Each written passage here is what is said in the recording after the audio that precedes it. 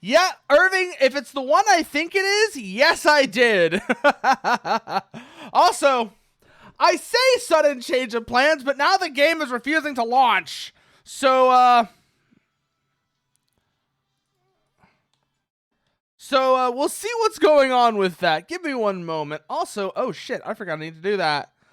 Yeah, it's doing that thing again where it's like, yeah, I'm not going to launch. I'm going to go find out, Slebnir. That's what I'm going to do. Da da ma da da na na na na Gundam Kido Senshi Gundam.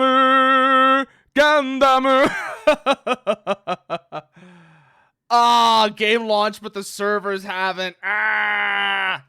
So let me actually check. Let me check what the thing says about service start or like server start. Let's see here. It says 7 p. Wait a minute. Wait a minute. Oh no. Please tell me. Ah, it's not going to be out until the 30th. It's not going to actually be available online until the 30th. God damn it. Here I was getting all excited. Yeah, no. I'm looking at it on the Steam page right now. And let me just see what it says here. Since service start on PDT 5/30/2023. Yeah, Bandai!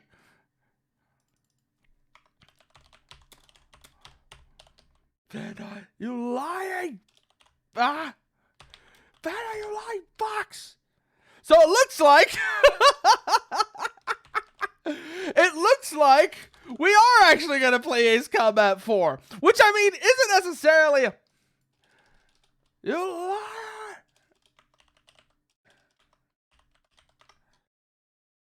So yeah, exactly, Sleipnir. You got me all excited too. You got me all excited. Like I installed and everything. I was like, oh my god, let's go, let's go, let's go, let's go, let's go. So like I said. Yeah, no, so was I. So was I. You know, an email saying it was out. Same.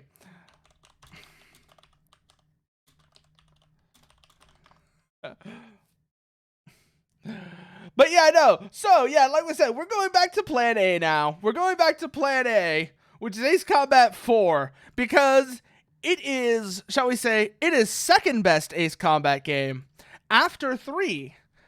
So I've said this before, and I always piss people off when I say this, but this is my opinion. These are my opinions on the Ace Combat series. And if you're here, you're gonna have to sit here and deal with them. They are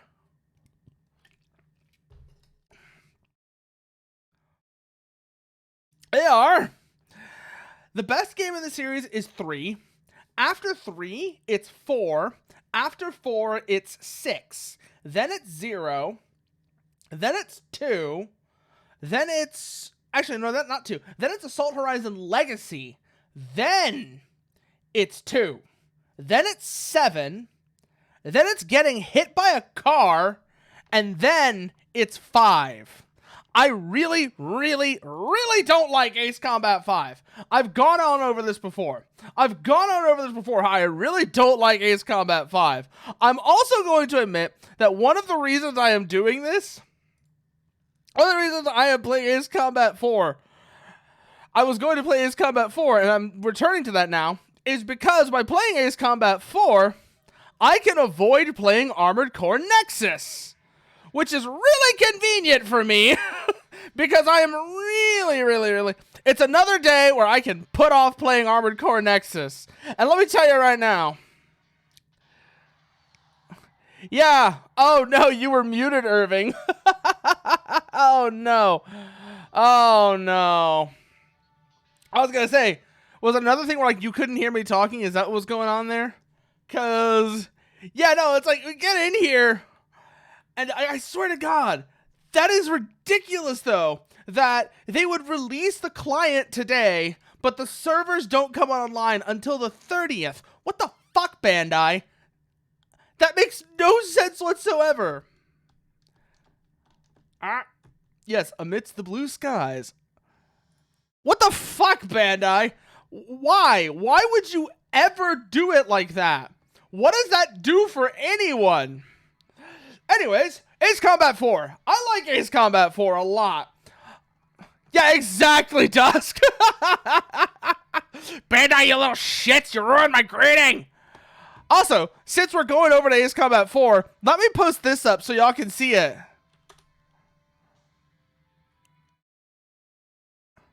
What's Solado Robo? What's Solado Robo, Doc Irving? By the way, here's the thumbnail that I made for Ace Combat 4, just so y'all can see it. Because I feel like I did a pretty nice job on... I'd say I did a pretty nice job on that. I would say I did a pretty nice job on the thumbnail. Putting myself up on the stand. I actually had to go and remove... I had to go Furry Mega Man Legends 3 in all but name. Oh, that does sound interesting. Considering that I have been watching another game. I've been watching people play another game recently that's also in like that sort of thing but furry. In this case, it would be Fuga 2. I've been watching people play Fuga 2 because that kind of gameplay is not my jive, but I love I do love that sort of premise. And I can already see all the people who love to say problematic getting mad about it because the protagonists are children. The thing is, that kind of horror works because it's horror being inflicted on a child. That is the entire point. You are supposed to feel bad. You are supposed to feel uncomfortable and disturbed. That's why they're doing this. And anyways, let's see here. New game. I played the shit out of this game. So, yep, hard mode it is. We're going straight into this. Diving in. Oh, no. Also, one of the reasons why I love Ace Combat 4. Mind if I mention real quickly? One of the reasons why I love Ace Combat 4, much more than 5. I do not like 5. But this is one of the reasons why. Is 4 does a great job of showing why war is terrible. Why war is terrible. Because you get to see all of the suffering and misery, the isolation, the displacement. You get to see these things. It shows you the horrors of war. On the other hand, you have Ace Combat 5, which tells you that war is bad, and instead of showing you the horrors of war, vaguely alludes to them, and then keeps shouting that war is bad with increasing volume. I really don't like Ace Combat 5. When the stars fell from the skies. I really do not like Ace Combat 5. Oh god. I didn't realize that I had actually stayed in this screen. Stayed in the thumbnail screen. God damn it. War was an abstract idea, nothing more than a show on TV. As a child, I only saw it as something that happened in some faraway land. Until that final day of summer. Oh no. One day while on my way to school, I looked up in the skies. Yeah. This was thunder. Ace Combat 4. Like I said, Far above me. if you ask me, Ace Combat 4 is the best of the PS2 Ace Combats. No question asked. No questions asked. 4 is the best of the series on the PS2. 0 is good, mind you, unlike 5. But 4 just outclasses 0. 4 is just so much classier than 0. It's the only way I can describe it.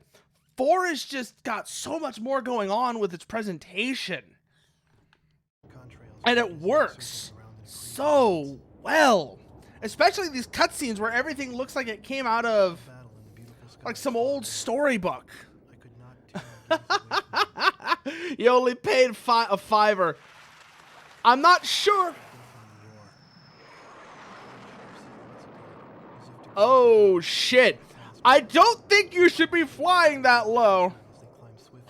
Damn. Oh, okay. Yeah, no, he's having a bad day. Spiraling and spewing He's having a real trash bad into day. the Looks like he bathroom. got his shootout, though, so it could be a worse day.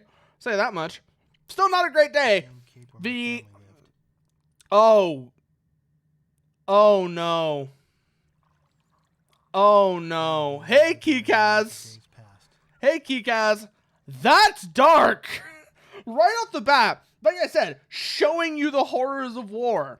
Showing you the horrors of war. A jet gets shot down, and its wreckage comes crashing down on his family, leaving him an orphan. The victor circled That around is how the you city. show the horrors of war. It Not by unspread. saying war is bad with increasing volume, Ace Combat 5. I will never This is forget. why I like 4 so much better. I'm going to keep going on about this, how much better 4 is than 5. Retreated across the ocean before the onslaught. I wonder what those tanks are supposed to be, actually. Because they have optical rangefinders sticking out the side of the turrets, but they also look like they have some kind of... It's good, though. It's a really good... Like I said, it's showing you the horrors of war, rather than telling you that war is bad. I'm going to keep harping on this. I'm going to keep harping on this. After the planetfall of the Ulysses 1994 XF04 asteroids, Yeah, I did play a bit of Battlefield 1. I am... of mass destruction was originally built to shoot down asteroids. Upon discovering its potential as an anti-aircraft weapon, the Erusians ruled the Valiant Hearts. I do actually know about Valiant Hearts. Valiant Hearts, you're absolutely right about Kikaz. Do you know what is the other game that does a great job of showing you how horrible war is? The horrors of war? This War of Mine.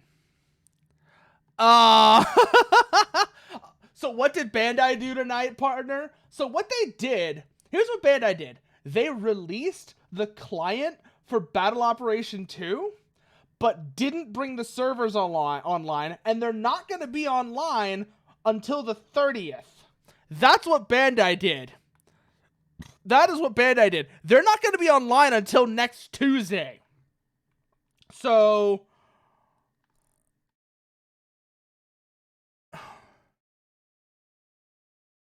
Yeah, I know, right, partner? It's like, wow, that's a dick move. I'm actually not... Okay, I don't have that perspective, Irving. But I don't have that perspective of the game being overblown or whatever. But what I do know is it's the perspective. It's the perspective of being a civilian caught in a war zone and making you deal with hard choices that a civilian caught in a war zone would have to endure. That to me is the big thing about this War of Mine. You could argue about how accurate it was to that conflict, especially considering that the nature of the Bosnian War in particular. I think this War of Mine is the Bosnian War. Let me actually check. I have to check now. What war is this War of Mine? I have to look now. God, is it the... When was this? When is this? Okay, so it's actually not taking place in any actual war. This War of Mine doesn't actually take place in any actual war. But this War of Mine, like I said, the big thing about this War of Mine is, like I said, it's actually, to my knowledge, not. Let me see here. This War of Mine takes place in the besieged fictional city. You are mixing it up with Valiant Hearts. Valiant Hearts is World War One. Valiant Hearts is World War One, partner. That might be what you're getting mixed up there. But yeah, no, this War of Mine, I thought it was like based on an actual war. No, it's not. But I wouldn't be surprised if it's inspired, at least on some extent, by the Bosnian War. Because the Bosnian War, if you were a civilian caught in the Bosnian War, it was horrible. It was absolutely horrible. And it led to people that were caught in that situation, caught in that war zone, having to make horrible choices. And that to me is, like I said, that is what this War of Mine really is all about. Is putting you in a situation where you have to make the kind of horrible choices that a civilian caught in a war zone makes. And again, coming back to Fuga Memories of Steel, it also does a great job of that. Especially the first games iteration of the soul cannon, because that is one thing I will say I think is a downgrade in Fuga 2. It's the fact that in Fuga 2, when the soul cannon is fired, it randomly picks one of the members of your crew. Instead of forcing you to make that horrible choice, it makes it for you, and then it puts a timer on you to have to stop it. While I do like the idea of it's not something that happens immediately, because that way it puts the player in it lets the player know, hey, you're getting in danger, rather than just going, because that's how it would be in that sort of situation. You would see the degradation of the situation, and you would get that advance warning. But on the other hand, I feel like forcing the player to make that horrible choice, especially in the late game. This is okay. That I didn't really know so much about, Irving. That I didn't know so much about. So yeah, save scumming is kind of does hurt the emotional weight of that sort of setup. But again, like I said, especially in the late, imagine like in the late game, you have to make this awful choice to characters that you've gotten attached to. I know there's people that would be like, oh, I'm just not going to get attached. I'm just going to fire them off all like one by one for the funsies. And sure, a lot of people might do that in an early or a later playthrough. But for the people who actually get immersed in it and get attached to the characters, that can become a horrible choice that gives you a window into just how awful war can be. I'm not surprised there is, Irving. I'm not surprised there is. I'm just saying that it's a game that's designed to work if you let yourself get attached. It is very much a game that's designed to work best if you let yourself get attached. This in turn forced ISAF to evacuate From the East Coast to North Point. ISAF GHQ is regrouping its remaining combat forces at North Point. And this is where we come in. The Erusians controlled Mason. Forward deployed bombers to Wrigley Air Base, a former ISAF facility. Yeah, no. That's the big thing about a game like Fuga.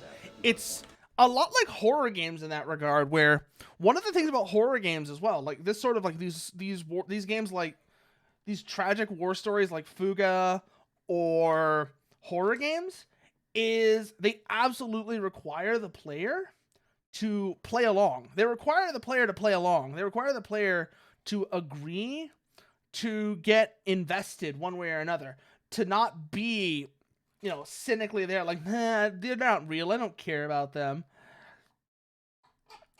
And that's one of the reasons why this is one of the reasons why bad ones hurt so much, because for example, a bad horror game, Garden of Bonbon, a bad horror game hurts the genre as a whole, because people who come into the genre think it's just going to be like that and don't let themselves get invested. They don't play along. They don't buy into the premise, because they have that cynical view of bad things like Bonbon.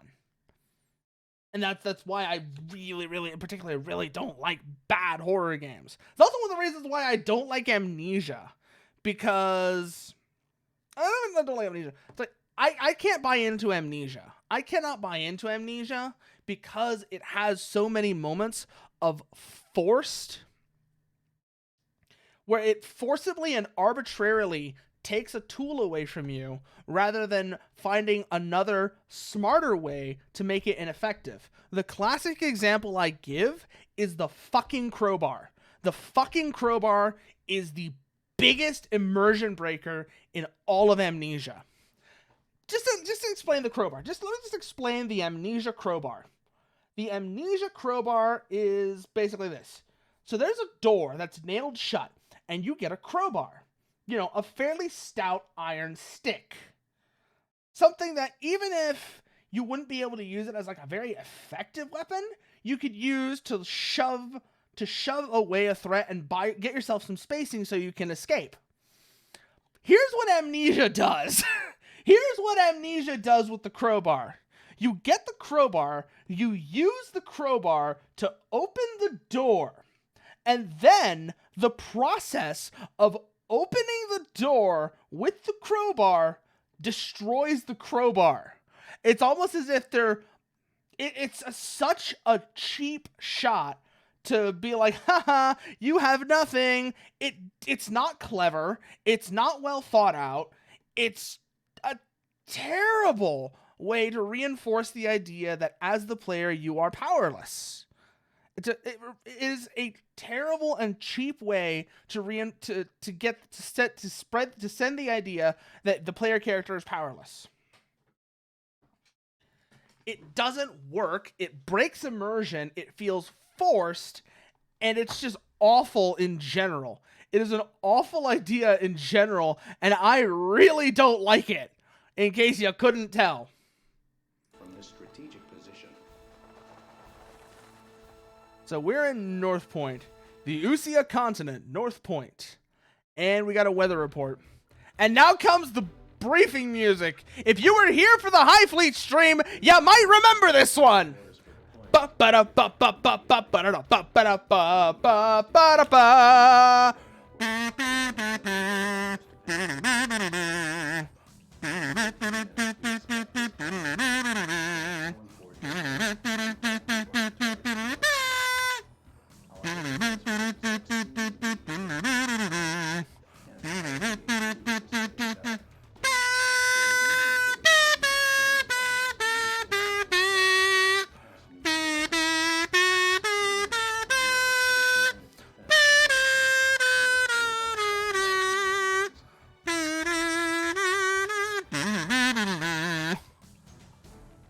And let's see what we got here. This is the first mission, so it's dead easy. That's why it's called Sitting Duck. Let's see. We have, looks like 1, 2, 3, 4, 6 bombers. Last group has 4 escorts. Should be pretty. It's the first mission. It's the basic bomber intercept mission that pretty much every Ace Combat game uses as its first mission. So we shouldn't have any trouble here at all. Napalm bomb, UGBs. Nothing particularly interesting there. Weird that, and I kind of get why they didn't, because it would probably have been broken early game. I still think it's kind of weird that the game has no... That's what I'm looking for. Oh yeah, the game has... You don't have sparrows on the F4. Like I said, I get that it's a gameplay thing, but I still think it's a little odd. Having the semi-active air-to-air missiles on the F4, I don't think it would have been all that overpowered. It would have given you an early air-to-air tool that you could have made use of, but required you to make yourself vulnerable the entire time that you're engaging the target with it. Because remember, with the semi-active missiles, you have to keep the target in the game. So here's how semi-active missiles work in the Ace Combat series. Once you launch them, when you launch them, you have to have the target inside of a circle on the screen. And the missile can only track a target that's inside of that circle. So it's not like you can fire them and forget them. You have to commit. You have to commit to the engagement. Read Sky Eye. Understood?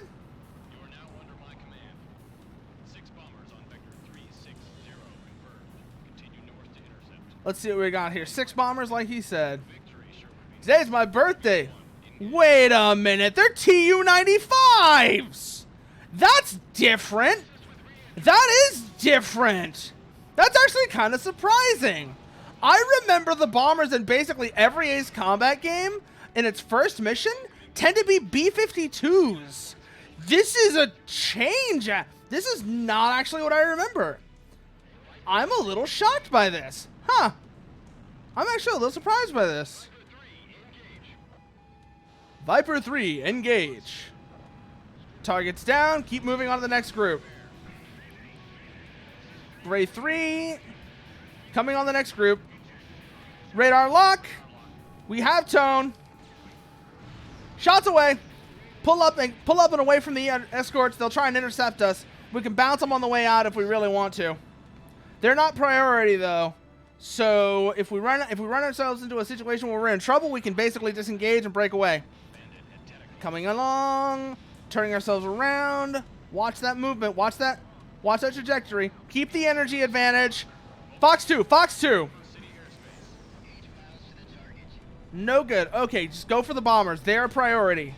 Bombers are priority. Go for them first. Also, one of my complaints with the Ace Combat series, I will also have to say, starts in this game. One of my complaints with the series starts with this game. And that is missile guidance. They're very dumb. They don't do any kind of proportional navigation or anything. They're pure pursuit missiles. I don't like it. Especially because after 3, I had gotten really spoiled by the fact that your missiles actually do some level of proportional navigation. And hell, even when I was playing the Armored Core series, missiles were pulling lead on their targets rather than that. That right there. That is ridiculous. That doesn't do anything to make the gameplay challenging at all. It just makes things tedious. It's not a smart design decision at all. Sky Eye, this is Alan Fort. Got visual on the downed bombers. Whose kill was that? Make sure to thank him. Mobius 1. Mobius 1 shot down a bandit. But yeah. Thanks to your efforts, the enemy bomber strike was averted. However, our victory will be meaningless should you fail the next mission. While I express my frustrations with the dumb pure pursuit missiles, the extremely dumb pure pursuit missiles, I do still like this game, believe it or not. The war seemed to unfold in the blink of an eye. I don't remember exactly when the forces from the west... I do still legitimately like this game, despite my complaints about the pure pursuit missiles. Waiting for Yellow 13 to reappear. One of the reasons why I remember when I was playing Ace Combat 7, especially for the DLC missions, I was really excited. Even though it made the game dead easy, I still really liked the concept. The fact that somebody made a mod for that game that introduced proportional navigation to missiles. I wish that they would have done that with the surface-to-air missiles as well, but even the fact that your missiles and enemy air-to-air missiles all use proportional navigation changes how you have to think about evasive maneuvers. Maybe the satellites were destroyed. All non-military computer networks were shut down. Gasoline was rationed to civilians. Though we lived in the 21st century, we were reduced to using crystal radios and horse-drawn carts. Yeah, I mean that's kind of uncle in town who used to be a taxi driver. That's kind of what happens. Out of gasoline and out of work. My uncle did nothing but to drown himself in Oh boy. And I could see how this would go badly too. I could see very much how this would go badly. The one thing I was good at. Yep. I'd play for sullen occupation soldiers in exchange for their charity and loose change. Oh my And used the god. money to support Again, myself. great little showcase My of uncle just trash-talked what the you boss have who to competed do. with the enemy soldiers. What you have to do to survive as a He never civilian in a refused the war money he zone. brought home. It is a great little showcase of just As for myself, whatever your opinion of the occupation is, you do what you have to do to survive. And I really like that they show that. They really show that. another day passed. Oh Still no sign boy, of the I fight wonder between where the they Yellow are. 13 in the skies above We'll our be town. hearing about them soon enough, though. Yellow Squadron's gonna make their appearance soon enough. Don't you worry about that. And when they do, oh my god. Oh my god. They are... The first time you play the mission where the Yellow Squadron first shows up, it's actually really scary. I've gotten to the point where I'm gonna probably make them look like chumps because I've played this series a lot. But if you're new to this, and especially you're new to the genre, and you get your first experience with Yellow Squadron, it can be scary. It can be really scary.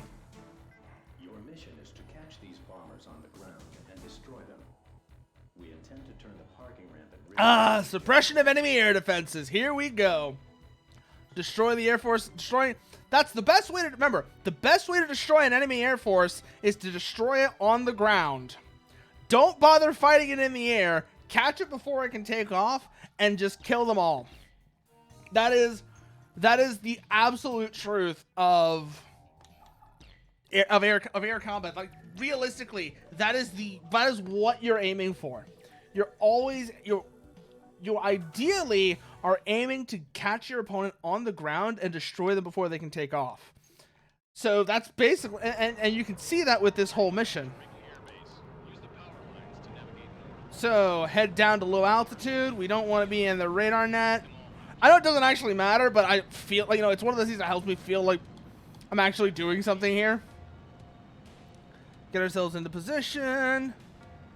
Run low. Substation confirmed. Take that out. That'll probably cut power to the radars. Vector 340, 12 miles. Mobius 1 passing over substation. There we go. Cuts power. Not gonna save you guys. We're already in your net. Inbound with bomb runs. Let's get started.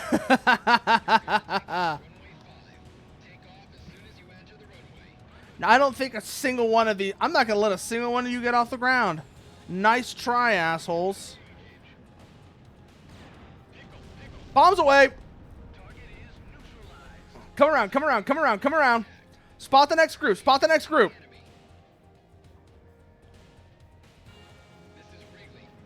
Bombs away.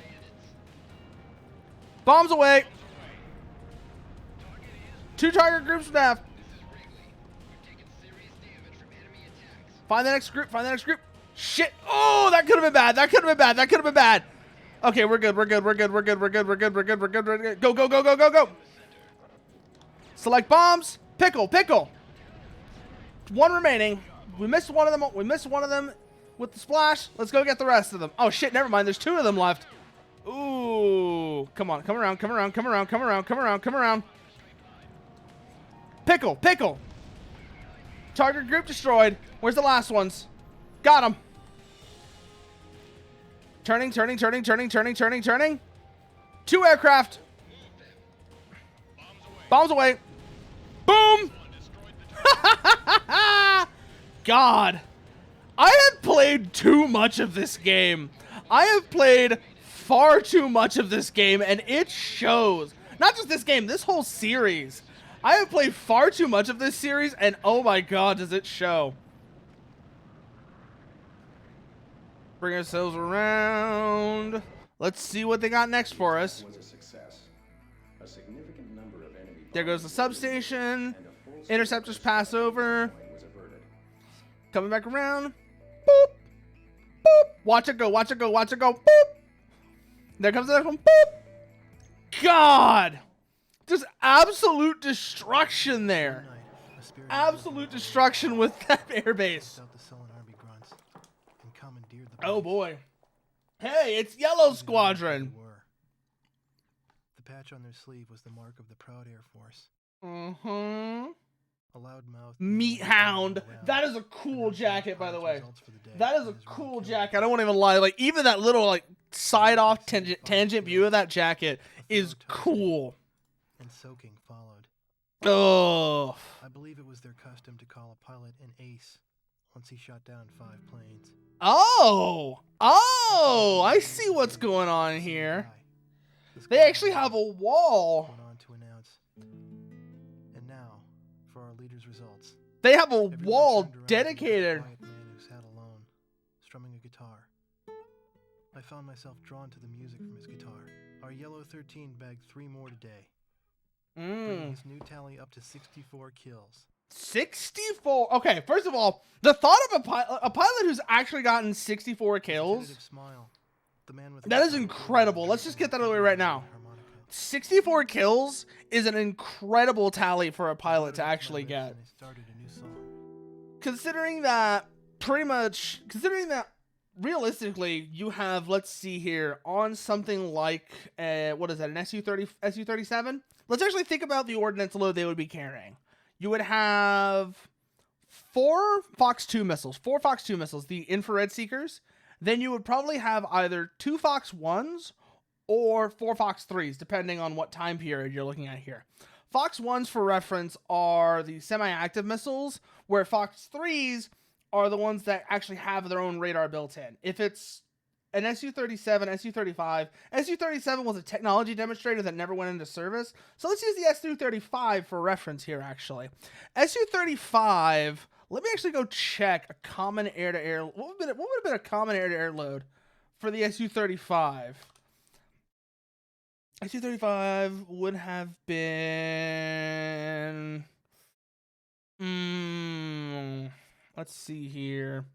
Let's find one that's actually got a combat load on it, because that's the other thing I'm looking at. A lot of these photos are airshow photos, so I'm trying to find one that's actually got a combat load out there. Oh, that's air to ground. That's air to ground combat load. That's not what I'm looking for at all. I'm looking for something that's, like I said, it's got an air-to-air combat load on it. That would be, ooh. Oh, this one is weird. This one is weird. I gotta show y'all this one. Because it's a weird loadout. You almost never see Su-35s with this loadout, by the way. You almost never see them with this loadout. And that makes it so strange. So let me pull this up for you. Like, historically, you would never see this loadout on an Su-35. But you see how it's got the two, these are the Fox 2s right here. These are what I've been calling Fox 2s this whole time. These infrared guided missiles right here on the wingtips. A lot of the times you would actually have 2 more of them, especially back during the Soviet days when they actually had the money to pay for an Air Force. You would have 4 of these. So you'd have 2 here and then 2 on these inner pylons as well. And then this is odd right here. Having the... what is that? Having the what is it, an R-27? Yeah, it's an R-27. Having an R-27 on the center pylon, on the center hardpoint. I've never actually seen that loadout. Before. Here we go, though. But this is more what I would expect to see. This is more how I'd expect to see a combat-loaded flanker. This is much more in line what I would expect. Let me pull this up for y'all to see. Because, like, this is what I would expect to see as a combat load. Take a look at this. This is still a little bit heavier than what I would expect, but it's more in line with what I would expect. So here you have the 2 Fox 2s on the wingtips. Normally, I would expect to see 4 of those. So where these red R-77s are, I would have expected to see 2 more R-73s. That gives you 4 Fox 2s. And then you can have anywhere from 4, like this loadout has right here, 4 on the wings, or you could have, it looks like up to 8 Fox 3s. The Fox 3s, the 8 Fox 3 loadout, which obviously this is 7, which is, actually no, this is 9. This has 9 Fox 3s because it's only carrying 2 Fox 2s. That is probably why they've got it set up like this. So that makes sense now. But anyways, so if you were doing it with 4 Fox 2s, what you'd normally expect to see is you would have maybe the 4 on the wings and then 2 in that center tunnel section right here. That's what I would have expected. That's what I was expecting to see, honestly.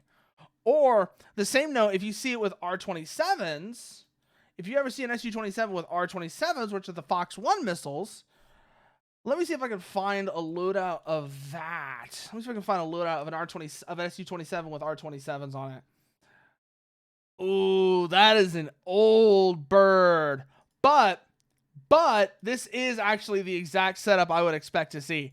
This is the exact setup I would expect to see. So you would have, typically, again, this one has 2. I was expecting to see 4. That's kind of on me, but regardless. 2 of these, which are these are either R-73s, or if this is a really old photo, R-60s.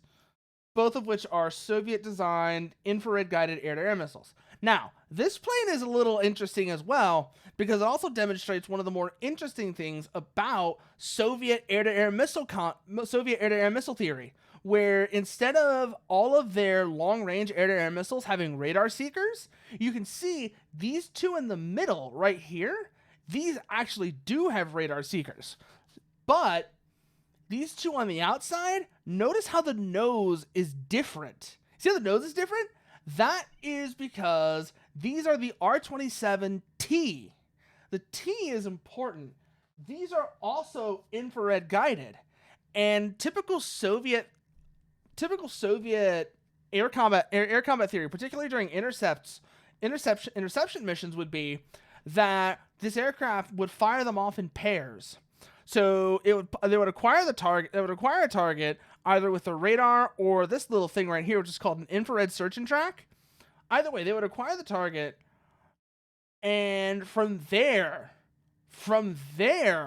especially if they're using the ETs, if they're the R-27Ts, if they're using the radar, if they're using R-27Rs, which are these radar guided ones down here, they have to switch on the radar to provide the guidance illumination. These are only semi-active homing after all, but that means they only have to do it at the last moment to provide that guidance illumination. So there are still advantages to the infrared search and track. But that's off to the side. Overall, though, what ends up happening here, though, is this is how it would be done. But this is how it would be done.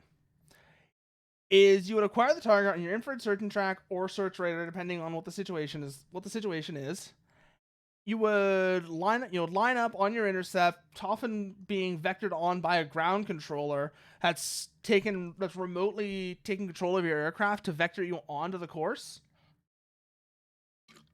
The Soviets, especially back during the Soviet days, that's how a lot of this was done. Ground controllers actually had pretty much direct control over the aircraft, leaving the pilot as basically there to operate the radar and weapon systems of the aircraft.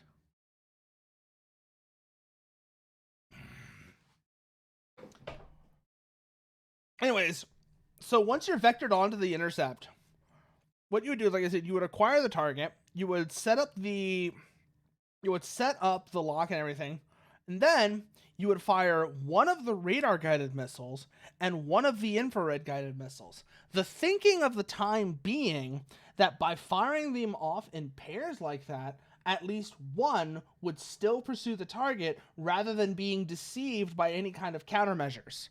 That's the entire theory anyway. That's the theory behind it anyways. That sort of dual guidance there, that sort of dual guidance would be effective to defeat enemy countermeasures.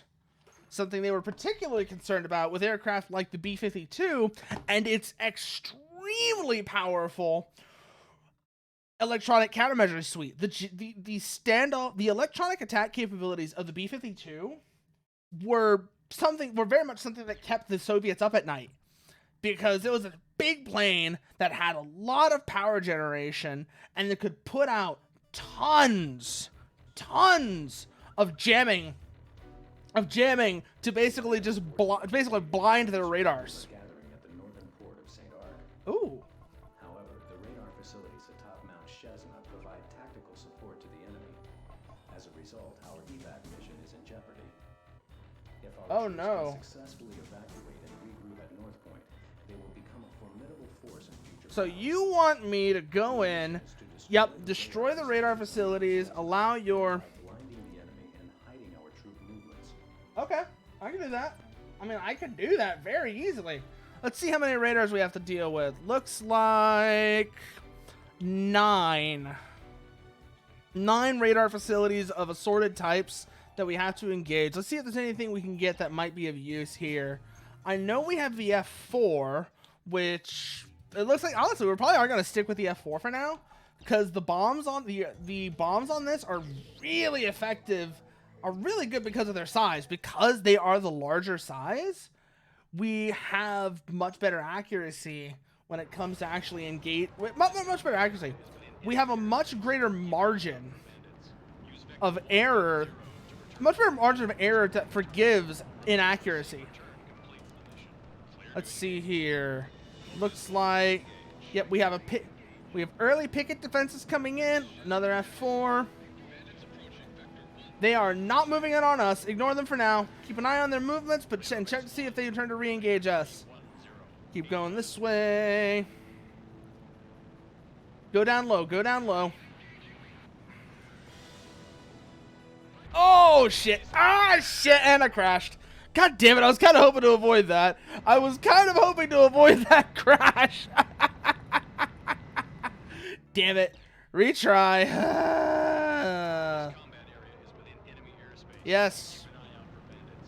I mean, Sky Eye, in this situation, we are the bandits, but I know what you mean. I know what you mean. By the way, little bit of clarification there that might be useful. A lot of people already know this, but I'm bringing it up anyways. There is actually an important distinction between the terms bogey and bandit. They mean distinct things.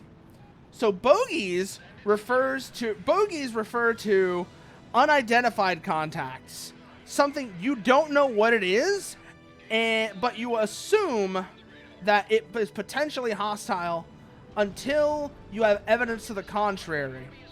Bandit means you know it's hostile. That is an identified hostile contact that you are maybe not free to engage, depending on, but if your rules of engagement permits it, you are free to engage. And thank you, Emmerich. Ooh. Oh. Thank you for that.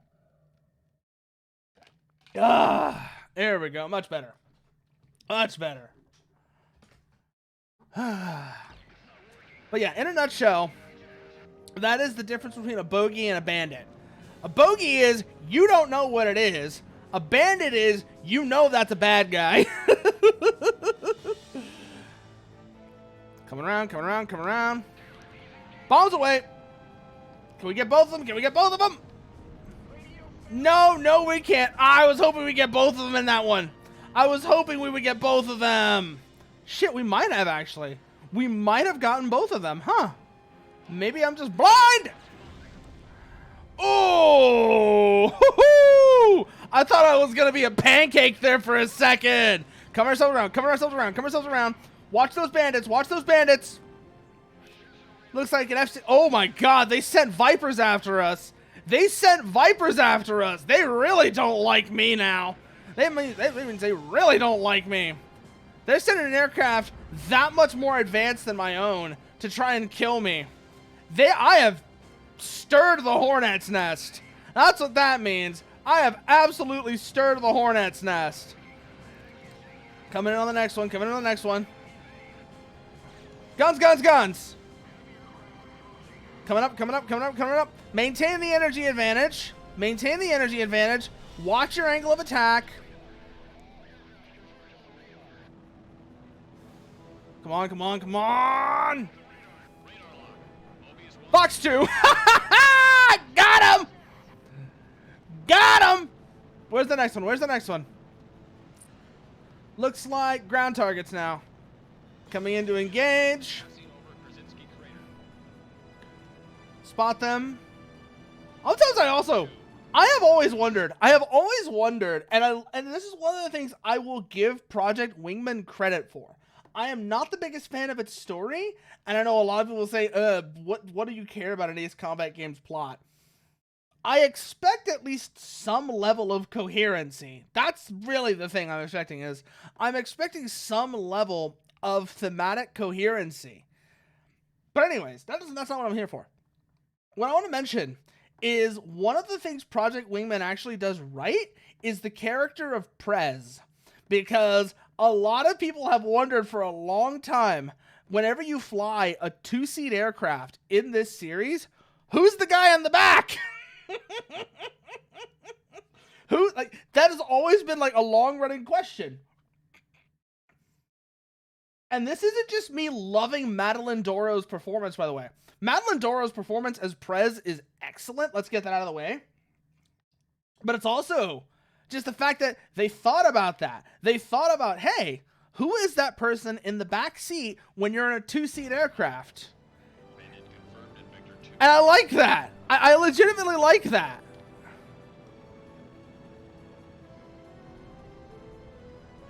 Do we get either of them? No. Wow, those are spaced too far apart to get in one bomb strike, it looks like. So, old-fashioned way it is. Missile away. Let's see how many are left. Those are guns. Keep an eye on them. There seems to be a secondary target, though. Seems to be an additional threat. I thought I saw a SAM site spiking me just now. Regardless, bombs away. Let's see what's next. Up, up, up, up, up, up, up, up, up, up. Keep a track on it. Keep a track on it. Keep a track on it. Cut our speed so we can come in. Nope, it's just another gun site. Okay. Must have been an aircraft tracking me then. Keep an eye on. Okay. Yep. That's an aircraft track. That was an aircraft tracking us. Okay. That makes a lot more sense now. I was wondering if there was a SAM site here engaging us. Doesn't seem like it though. Ooh. Hey, y'all notice that? Y'all recognize that sound? Y'all recognize this sound? Let's see. What do we got? What have we got? Radar facilities confirmed destroyed. What's next? What's coming up? Understood, Sky Eye. Awaiting updates on situation. Vector 180 south immediately. The return line on the map to exit combat area and return to base. Is that really all it is? Is it wants to show me the return line? Fly in the right direction, and you'll see a white dotted line across your flight path. Okay. I mean, okay, yeah. Those of you who need to resupply or refuel during missions should cross this line to exit the combat area. And now it's time to land. Approaching return line.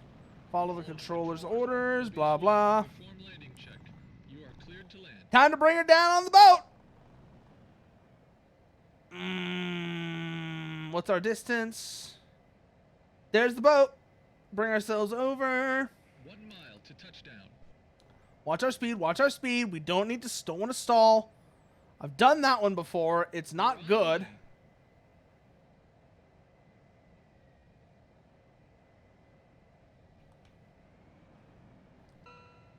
Fuck it. I know that technically didn't count, but I'm trying to do it the way you would actually land a carrier aircraft, where you grab the wire and throttle up.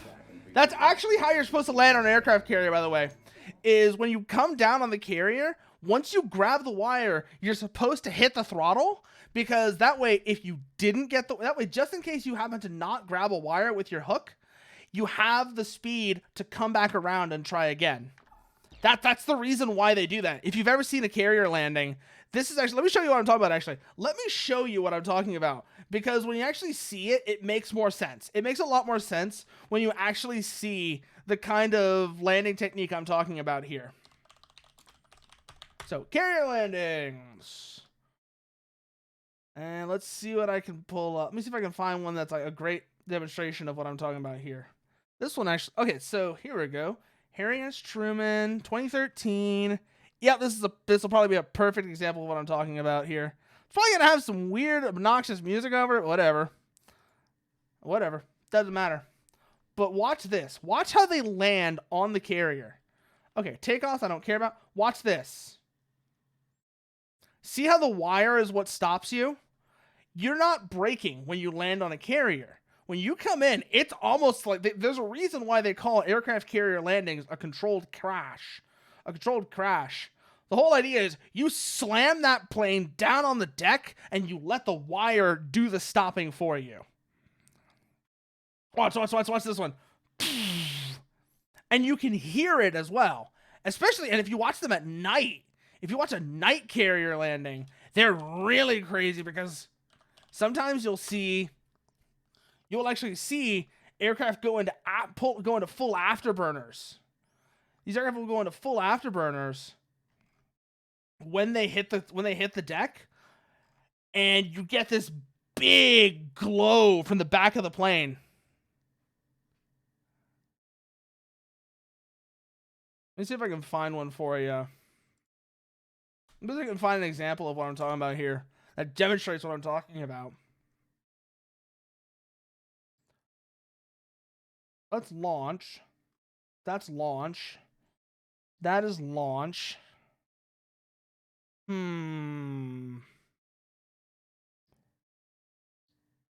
That's gonna have like commentary on it. That's not what I'm looking for.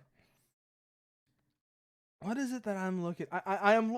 So what I'm looking for right now is I'm looking for a nighttime carrier landing that's from the perspective of the deck, because pretty much every nighttime carrier landing is from the cockpit perspective, which is terrifying, mind you, but doesn't really demonstrate what I'm talking about. Because what I'm looking for, that's why I'm looking for a night landing. This video might actually have one. Now that I'm thinking about it, let's find out.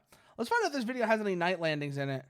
No, that's daytime. That's daytime. That's daytime. Come on, there's gotta be a good video of a night landing carrier, a night carrier landing on the deck, from the deck. Ah, here we go. Here we go. I got one. I got one now. I got one.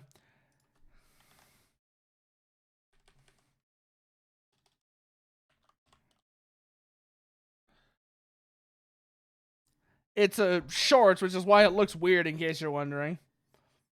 But let's see. This is an F-35 coming in for nighttime landing. Watch this. Okay, they don't hit the afterburner on this one. I was kind of wondering if they would or not. But again, you can hear it when they hit the deck. That hard throttling up to basically yank the wire. Because that, like I said, that way if they miss, if they happen to miss the wire, they can go back around. That shit is crazy, though. Like, that shit is crazy. That is how you land on an aircraft carrier, and that still just amazes me. Blockade. Wonder what this one's gonna be. Watch me somehow get through the whole game on stream today. Just because I've played this so much.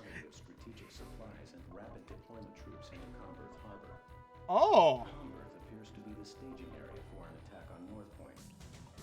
The Aker fleet stationed here seems to be the centerpiece of this trial. And The Divisions complete their troop preparations, and the Aker fleet sets sail. This will bring about our defeat in this war. so you want me to Intercept and shoot down the enemy transport planes in Okay. and around Converse Harbor. Let's show them how far. So, transport aircraft have powerful ECM. Looks like we're going to have to keep that in mind because our radars won't be... Ooh, hello. What are you, darling? What are you? Now we have an F-16 of our own. Let's see what we can get for it. Let's see what we can get for it. Air-to-ground missiles. Ah, is that the only thing we can get for it, are the air-to-ground missiles? That sucks. I was hoping we'd finally get ourselves some actual air-to-air missiles because none of the aircraft we have so far, to my knowledge, have them.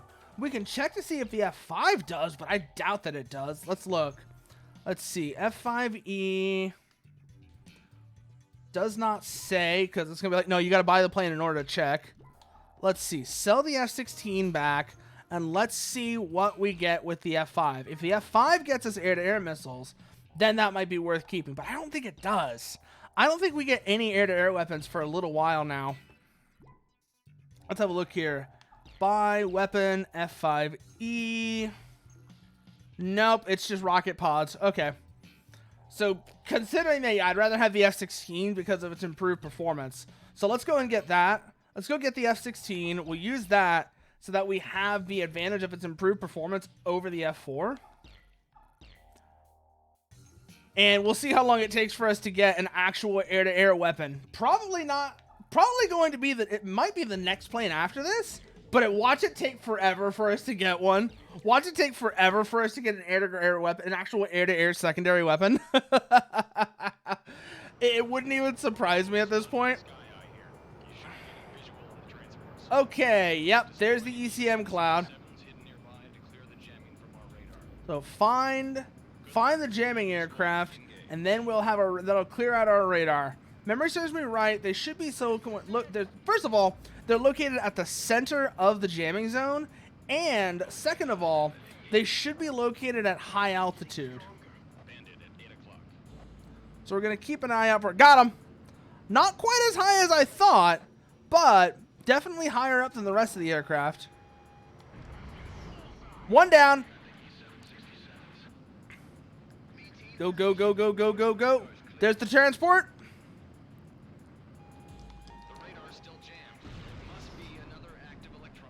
Yep, there is. I can already see it. Hey, Dice Sushi, what's going on?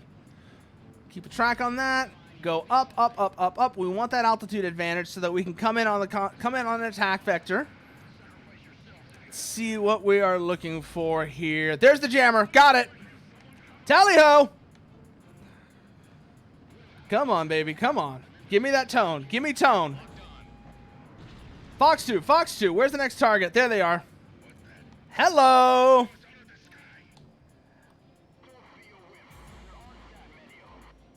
Come around, come around, come around. Got him. Pull away, pull away, pull away. Extend the turn, extend the turn. Coming around, coming around, coming around.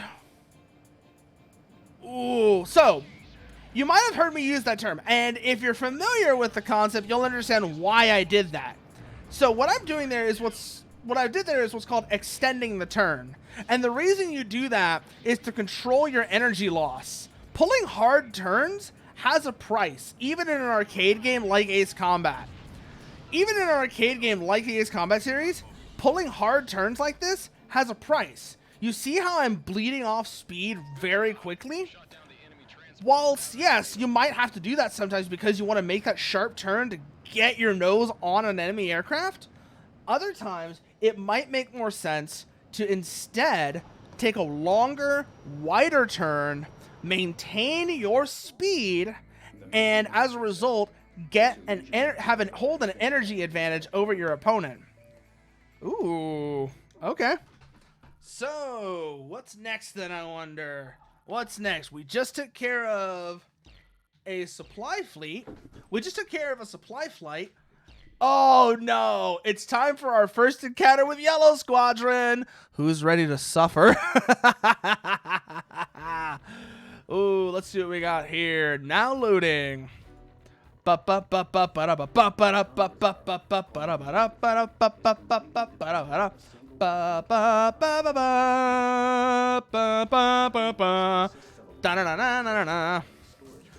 so we've got oil platform, refinery facilities. Looks like we want to destroy these to deny the fleet access to fuel supplies. Okay, I mean, that makes sense. I mean, it's straightforward. I don't even know why I'm acting like I don't know what the mission is. I know what the mission, I know what our objective is, and I know what we're here to do. Why am I acting like I don't? Probably because that way I have something to talk about. Speaking of things to talk about, fuck you, Bandai. You missed me talking about this earlier, Dice Sushi, but I was all hyped up to try Battle Operation 2 because I heard that it was being released today. But what I didn't realize is that what was happening is the client was being released today, but the servers weren't going to come online until next Tuesday. Why would you ever do it like that? That makes no sense to me. It does not compute. You know what I'm saying? Why would you have the release of the client for so long, like scheduled so far ahead of bringing the servers online?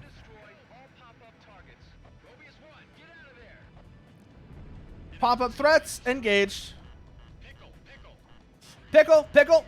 Turning away, turning away.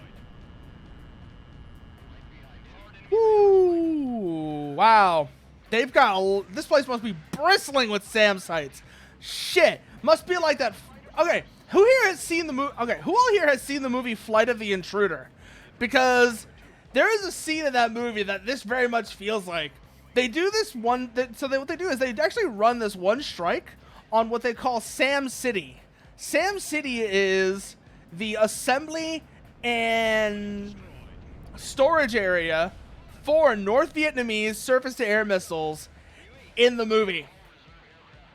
And all of their rules of engagement say they're not allowed to go and target that until one day they plan a very bold and very aggressive strike on this assembly area. And when they do, holy shit. It literally is going into the horn. It literally is kicking the hornet's nest. Even before the actual strike goes through, they're coming in. They're coming into all kinds of fire. Let's see. We're almost through. Ooh, hello, tanker. Don't mind if I do. Boom. Tankers only need the one. Keep that in mind. Okay, another platform coming around. Check target check target IDs. Looks like 3 dense clusters. Okay.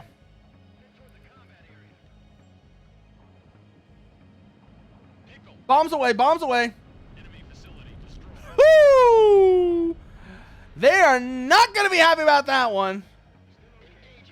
Well, that's just too damn bad. What the? They were holding a combat helicopter there. What? I'm guessing it was there in case they decided they were going to do an attack with, say, small boats or something like that to try and take out this platform, perhaps like a commando raid or something.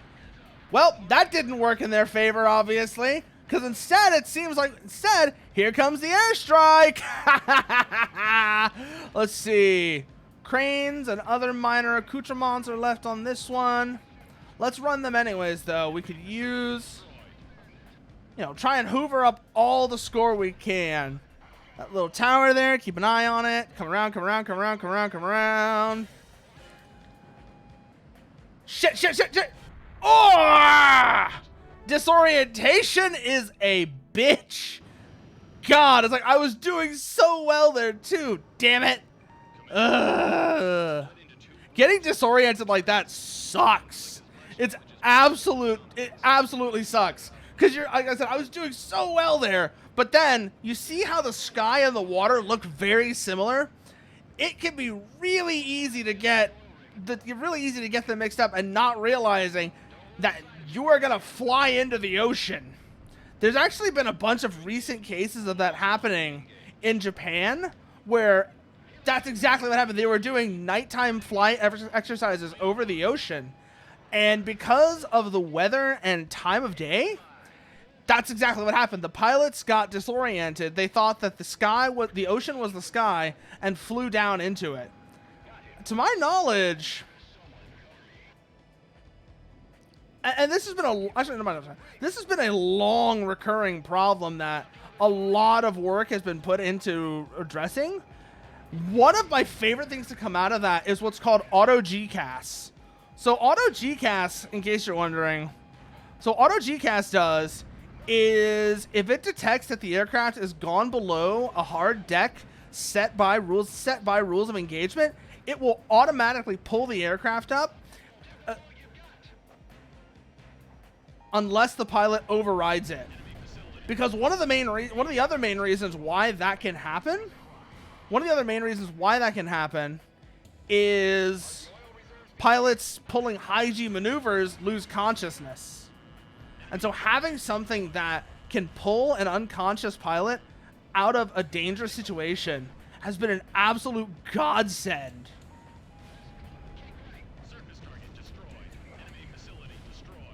Come back around, come back around, come back around. Looks like that oil platform is still intact.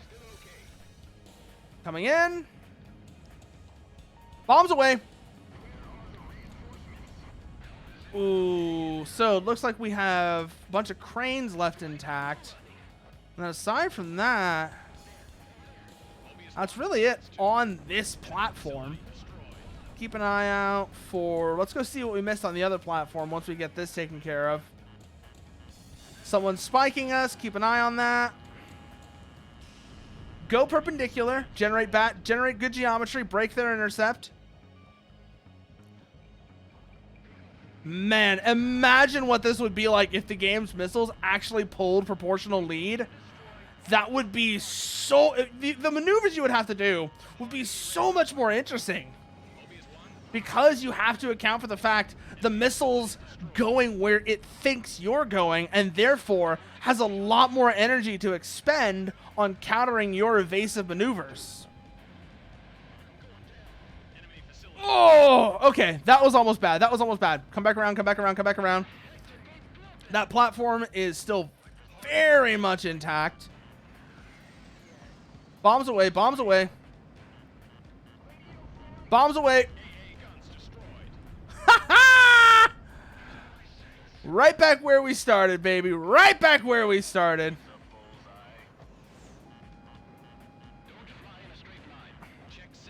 Check targets.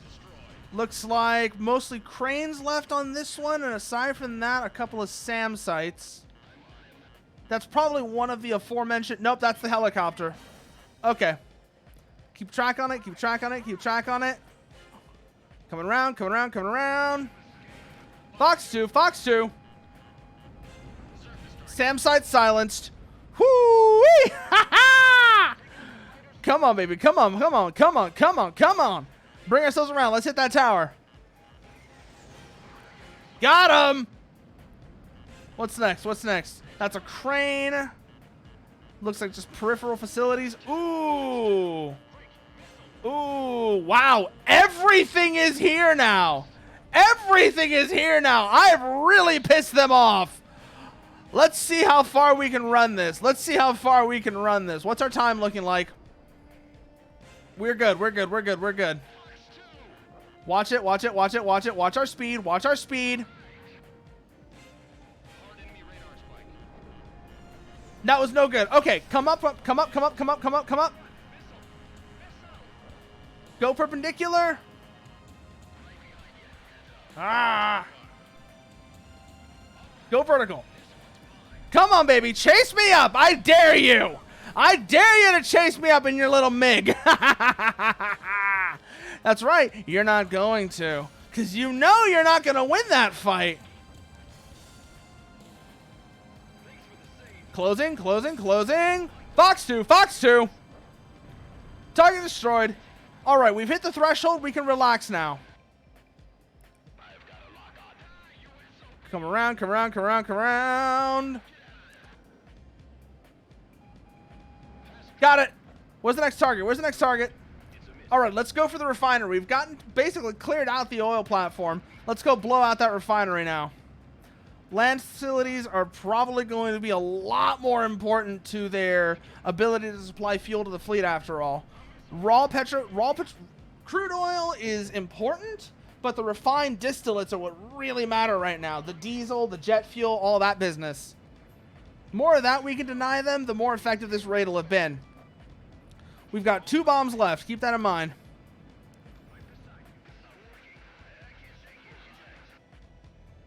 Coming out of the oil tanks.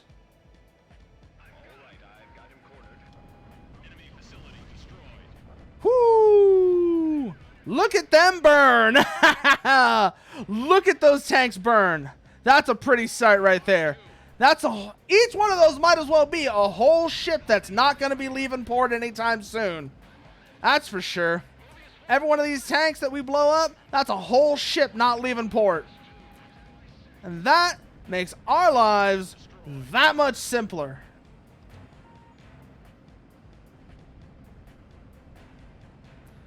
Ah, shit. Missed that entire bomb drop. Missed that entire bomb drop. Coming in for guns. One of the things, one of the other little things as well that I've been really spoiled by in Ace Combat 7 is pretty much every single game at some point has a mission where you have to destroy an oil refinery to deny the enemy fuel resources. But one of the things that 7 added that really makes that fun is that whenever you blow up the tanks, those trigger secondary explosions that deal with more things around, that destroy more things around them. And I have been really spoiled by that. I can really tell just how spoiled I am by that right now. Because I'm going in for these tanks and I'm just hitting one of them at a time. Because I'm still thinking about how in 7, the secondaries would take care of the rest. Come around, come around, come around, come around. Up, up, up, up, up, up, up, up, up, up, up. Whew, break, break, break, break, break, break, break, break, break. Guns, got second target. How many are left? Looks like 2 tanks in that direction, and then there's another tank farm right behind it. Keep that in mind. Looks like that one's coming over, coming over, coming over. Whoo-wee! Tanks destroyed.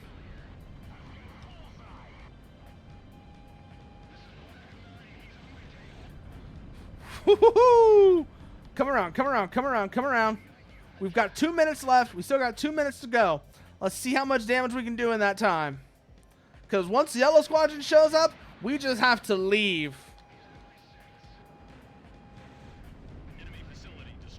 Ooh, that's what we like to see right there. That is exactly what we like to see right there. Coming around, coming around, coming around, coming around. Bro, what's going on with your radio? How does your radio keep failing? That's what I want to know. It's like you keep having this one guy, like the radio failure. I know it's supposed to just be background chatter, but that one seems particularly just odd. That almost every mission, that guy seems to show up, and he's always having trouble with his radio for some reason.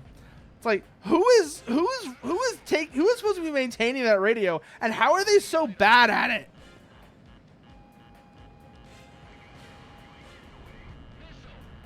Up, up, up, up, up, up, up, up, up. Watch that missile, watch that missile. That's the SAM. No, that's not the fan sign. Looks like it's an air-to-air missile that's engaging us. Okay. Coming over, coming over, coming over, coming over. And shot. Excuse me one moment. You'll excuse me for just one moment, please.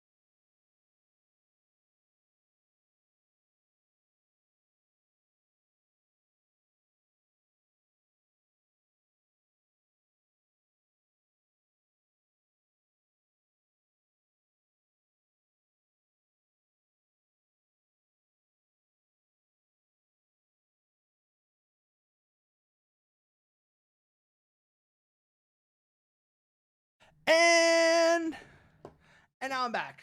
Sorry about that. Just had to answer a phone call and take care of something. But now it's been dealt with.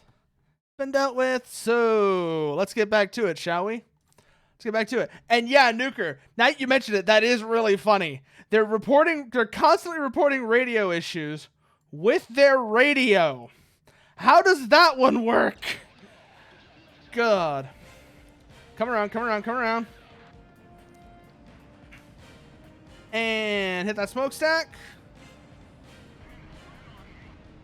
Looks like air defense group is still in the area. Evidently it does, but barely.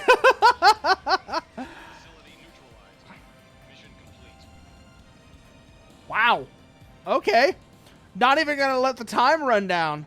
Just say, hey, yeah, no, you did everything. You're like, hey, you got everything. Congratulations.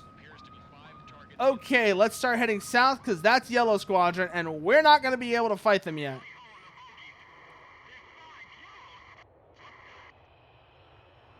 Yep, they're not gonna let us fight those yet.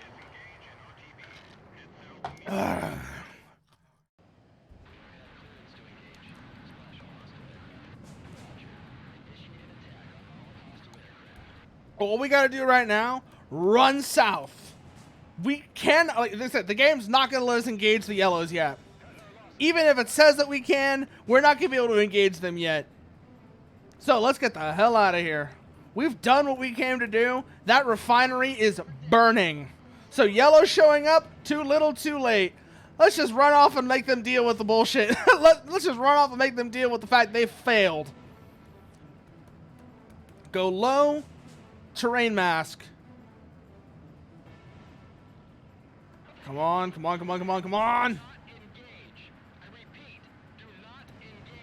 Oh, don't worry about that. I am already leaving. Especially because right after this, I think we actually get to do another one of my favorite missions in the game.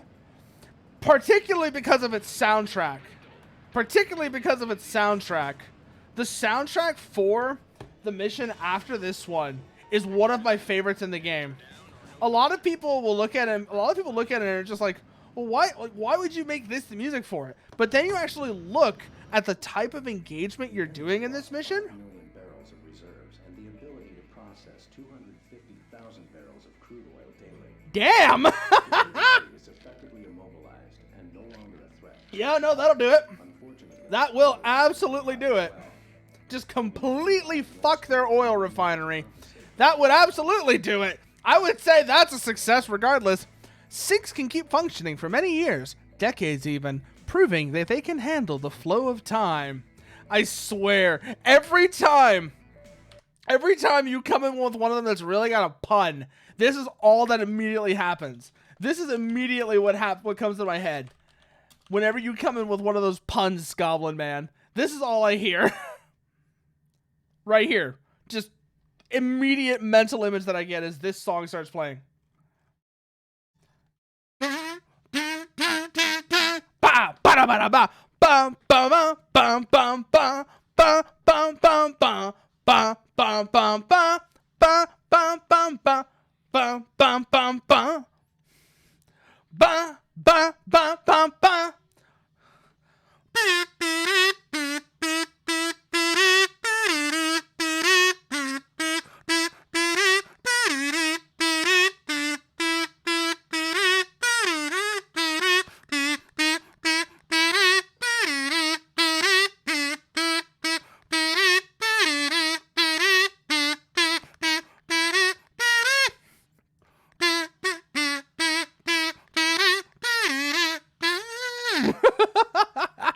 And yeah, the how it's made theme, absolutely, it's just a fun song. And it's also amazing how that whole show is one of those ones that it is porn for people like me. It is absolutely just porn for people like me. People like me, by the way, in case you're wondering when I say people like me, yes, I mean autistic people. That show is porn for autistic people. Because you'll be looking at it like, huh, Like, what's so interesting about that? And then it's like, oh my god, I have just spent 16 hours binging this shit, and now I know how they make everything.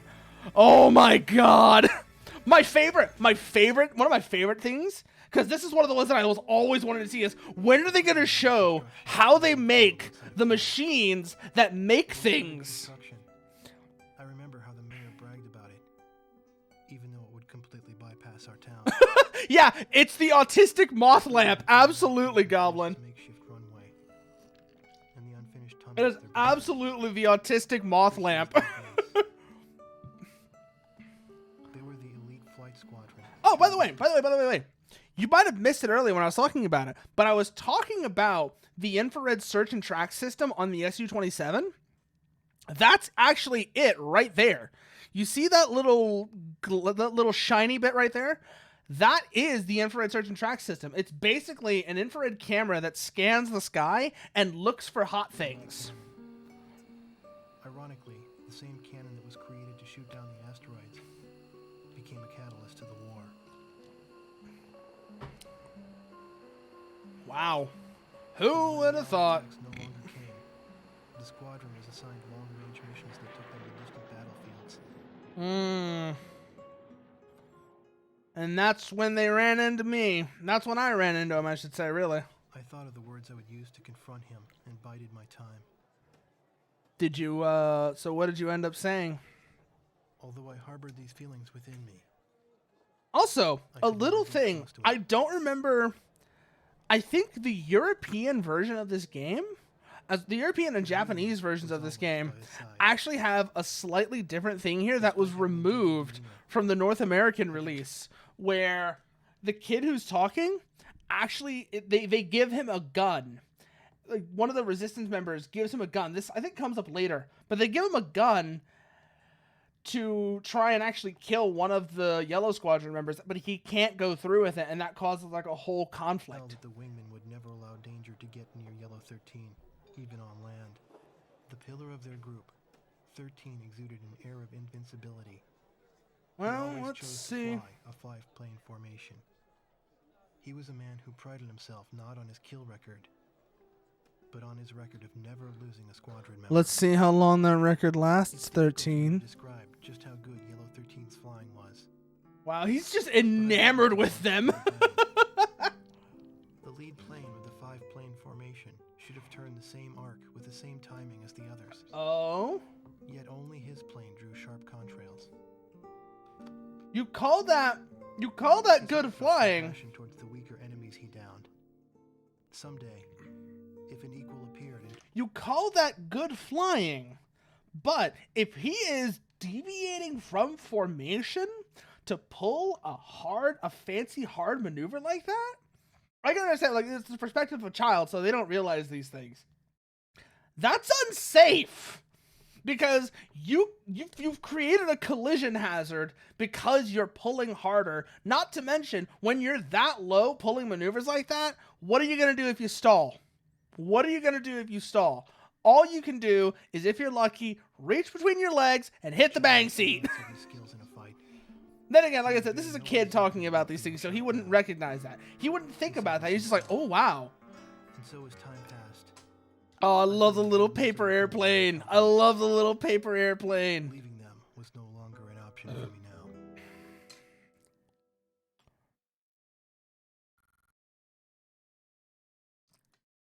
Yeah, dangerous, but often, a lot of the times, Nuker, rather than being dangerous to your enemies, you often end up being dangerous to your allies with stuff like that. You often end up being dangerous to your allies by being unexpected in that context. So, I don't think that's a good thing necessarily. I wouldn't necessarily call that a good thing in this situation. Anyways, Invincible Fleet. If memory serves me right, we should actually get an aircraft here that really helps with this one. Basically, this mission is go into the harbor and sink the fleet while they're immobilized. There's the Mirage. Does this have the weapon I'm thinking of? There's the A-10. I'm not going to use the A-10 because it's so hyper-specialized that it's really only good for like 1 or 2 missions in the entire... There it is! There's the miss. There's the weapon. There's the weapon I was looking for. Hey, have you ever heard of the Exo set? Because if not, you're about to learn why this thing was utterly terrifying in the 70s and 80s. The Falklands War was a rude wake-up call for the British when it came to the sinking of one particular incident comes to mind. The sinking of HMS Sheffield. She was lost because the British did not expect just how nasty a sea-skimming anti-ship missile is. And I'm about to give you a live demonstration of what that means.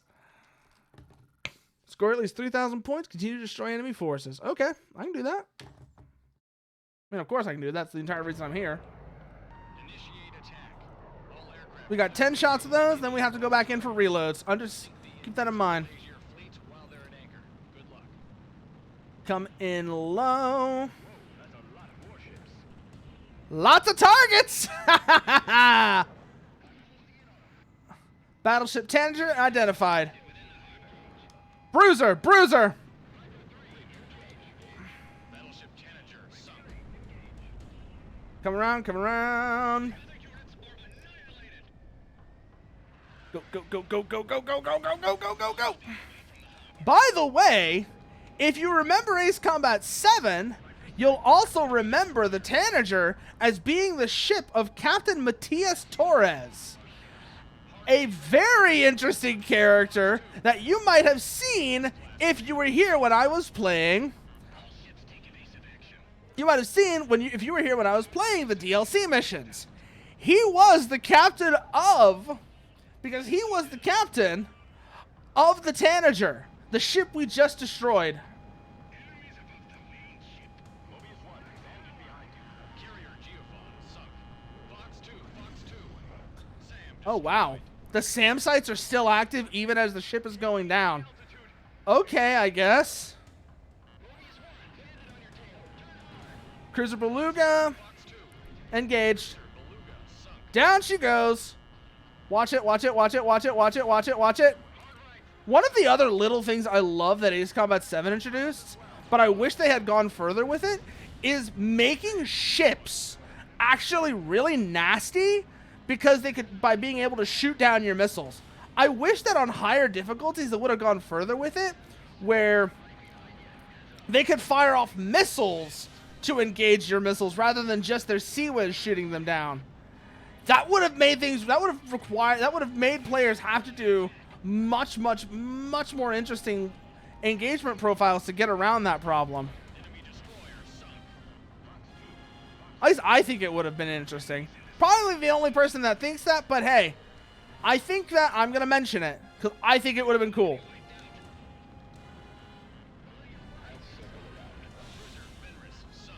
There goes the Fenris. Go, go, go, go, go, go, go, go, go, go, go, go, go. Watch it, watch it, watch it, watch it. Kolga sunk. Watch it, watch it. Naval interceptors are still in the area, and they're probably pissed too because I just took out their boat, so they're gonna be gunning for me extra hard now.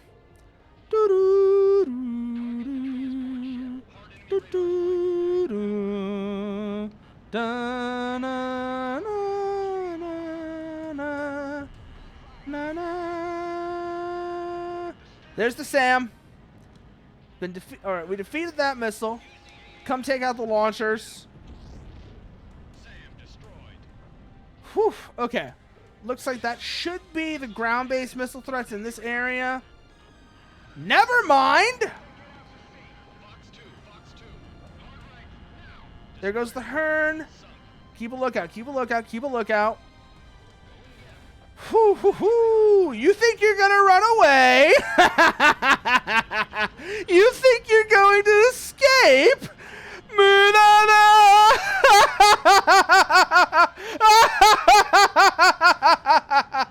2, Fox 2.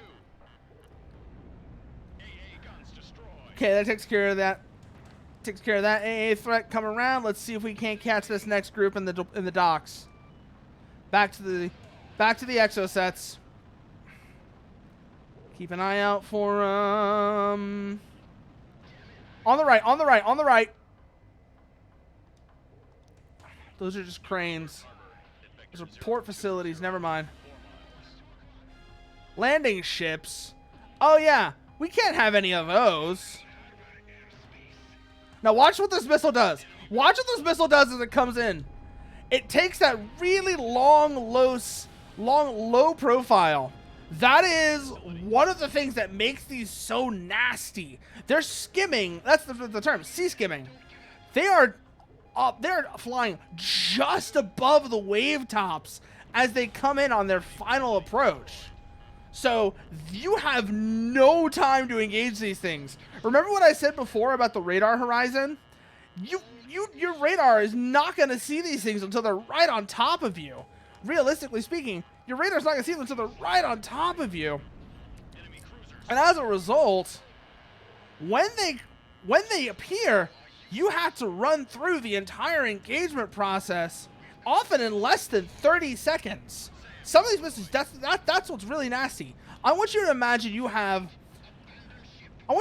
going from an alert status, maybe an alert status, or maybe even all clear, and then suddenly you have 30 seconds to deal with something that's going to kill you if you don't. And it's approaching at high speed. That is scary. That is a really scary situation to be in. Destroyer Taish. Shit. Fired too early. Launched too early. Launched too early. Come back around. Come back around.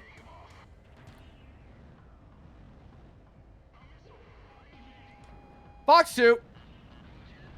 What do we got? What do we got? What do we got? What do we got?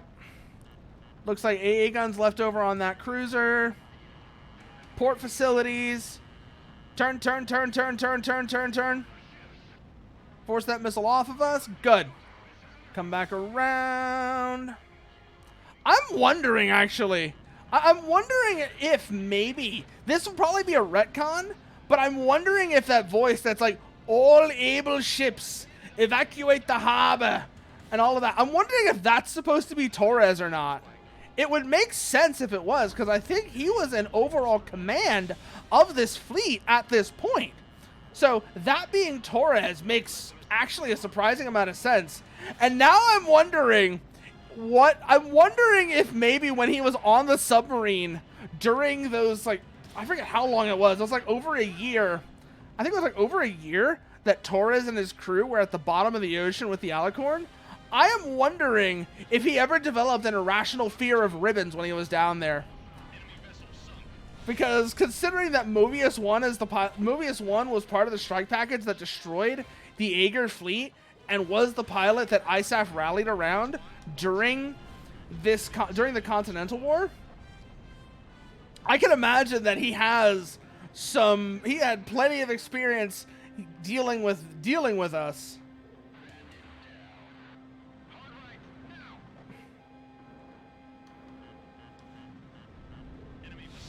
Ooh. Looks like that one is still up. Da, da, da, da, da, da, da, da, da, da, da, na, na, na, na, na, na, na, na, na, na, na.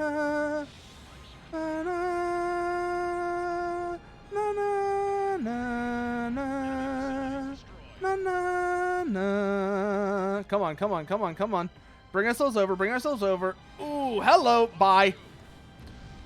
Ooh, what's our next target grouping? Looks like port facilities, and then from there, if we follow these around, we'll probably run into their submarine pens. Take those out, and that'll be a particularly huge blow to what's left. If they lose their submarine force, they're gonna have a real rough time of it. Oh shit, these are in dry dock. Okay, that's in dry dock, so we're gonna have to come around and use a different attack vector on that because the concrete will just block any of our shots. Coming around, coming around.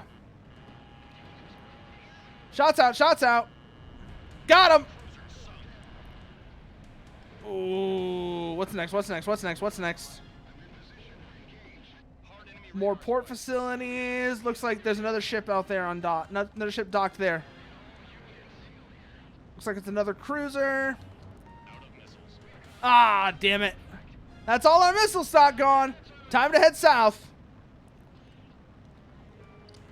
Switch over to the exosets and see if we run into any surface contacts on the way back to refuel, to resupply. Hello. You were saying about a ship not sinking? Because it looks to me like that ship just sunk. RTB for resupply and continuing operations. Ready for takeoff. One, you are cleared for takeoff. Whoo-wee! Up and away we go.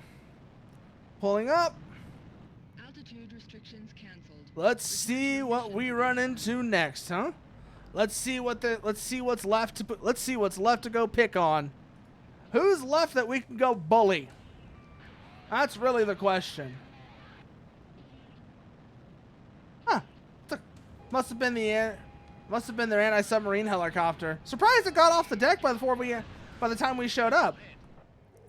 Well, didn't help them. We still shot it down. Bye. Yeah, I did a number on the rest of them. All right, let's roll up this side of the harbor, see what we find. Coming up on port facilities, looks like maintenance with all of these cranes. Yeah, I know, right? Sucks, doesn't it? Good thing that I'm not you guys. Another one down. Okay, we're gonna have to hit that one from a different angle. They're in dry dock. Bring ourselves up and over. Go for the vertical attack. Bye. Told you about the submarines, didn't I?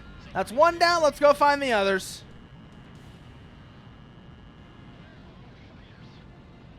Dead. That's where.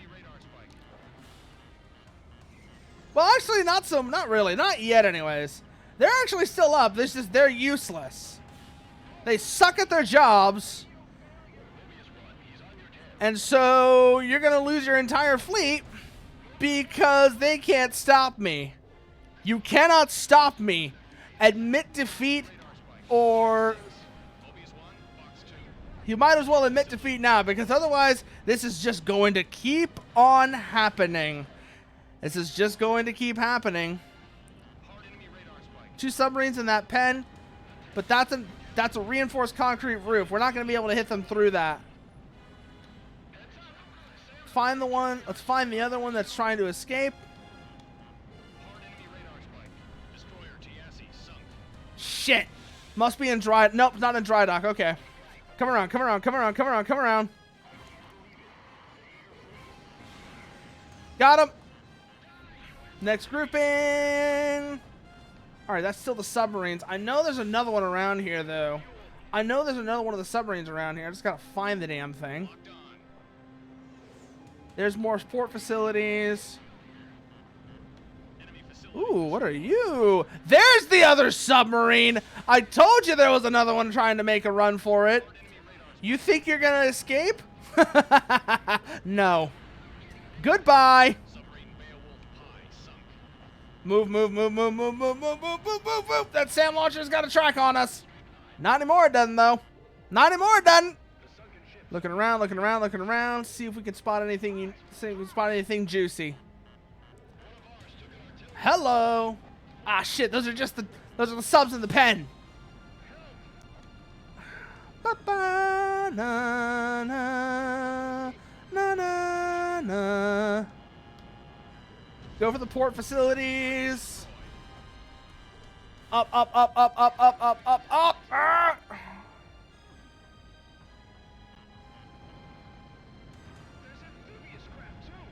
Yeah, I know. I've been blowing them up. I've been blowing them out of the water left and right.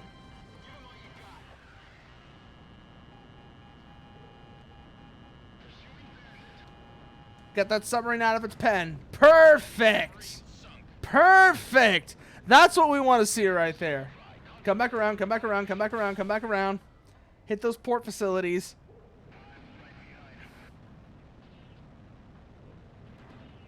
Come on, baby. Come on. Ooh, that was close. That was close. Oh, imagine if I had gone through all of that and then right afterwards I had actually gotten murked by the god. I had actually crashed into that port, into the port, right as I had gotten this far. Right after I got all this far. What the hell am I even saying? I'm not even saying words at this point. God damn. That's embarrassing, actually, now that I'm thinking about it. It's kind of embarrassing. Go, go, go, go, go, go, go. Got him. Goodbye. Blue 5, probably, I don't think Blue 5 made it out. I don't see a shoot. And that's time. Destroyed is an understatement, Sky Eye. They're gone. Ah. RTB? Okay, let's see. Man. Let's see what the situation on the ground looks like. Da da da da da da da da da.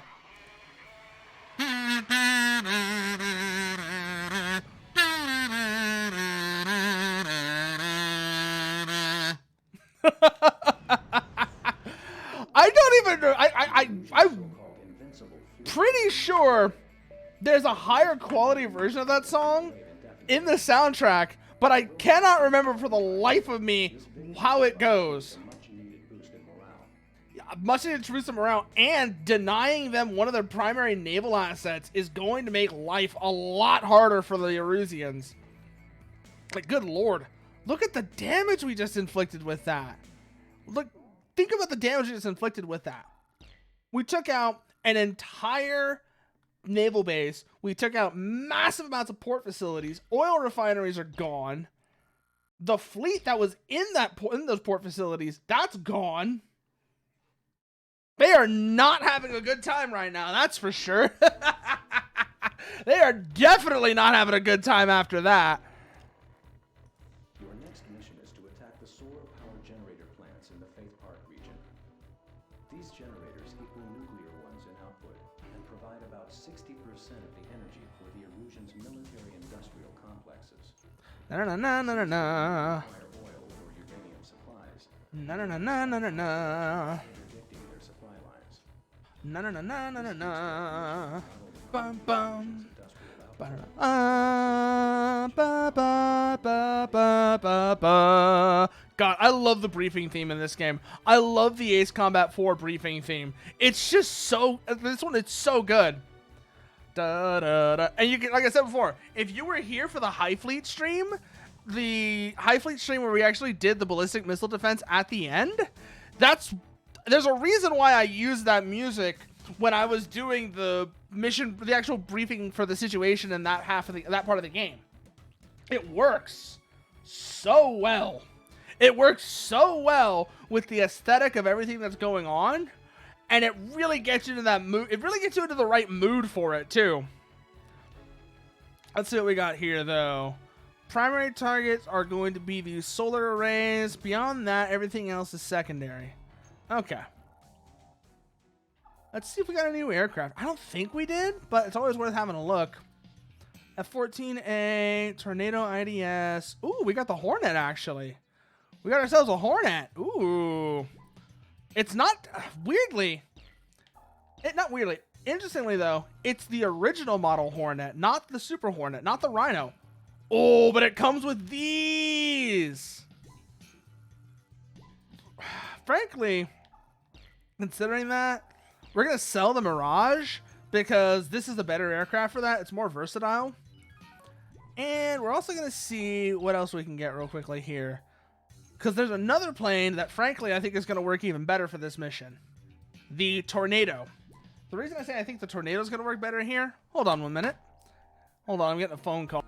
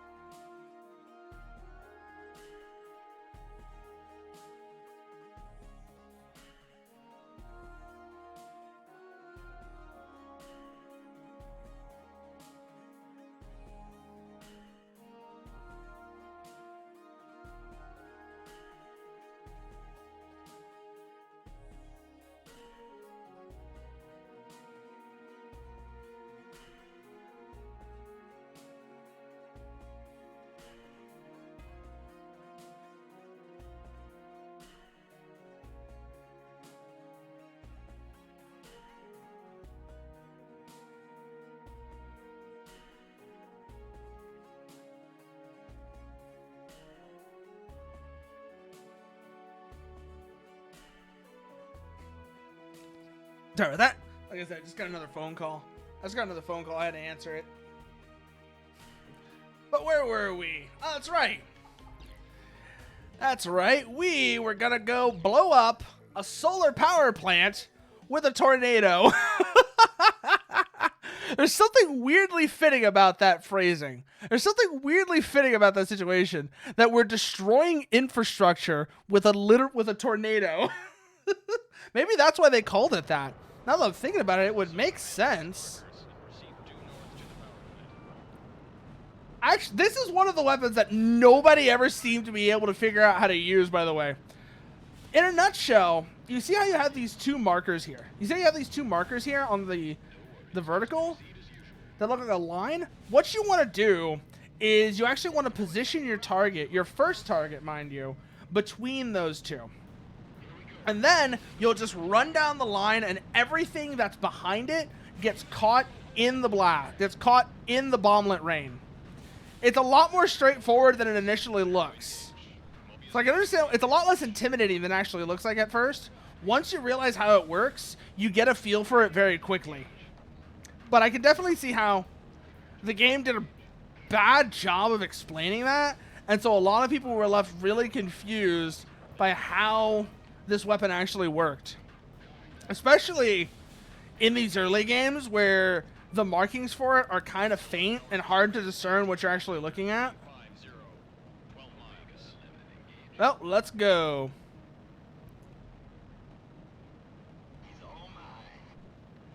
Coming around, coming up, coming up. Okay, pop up and engage targets.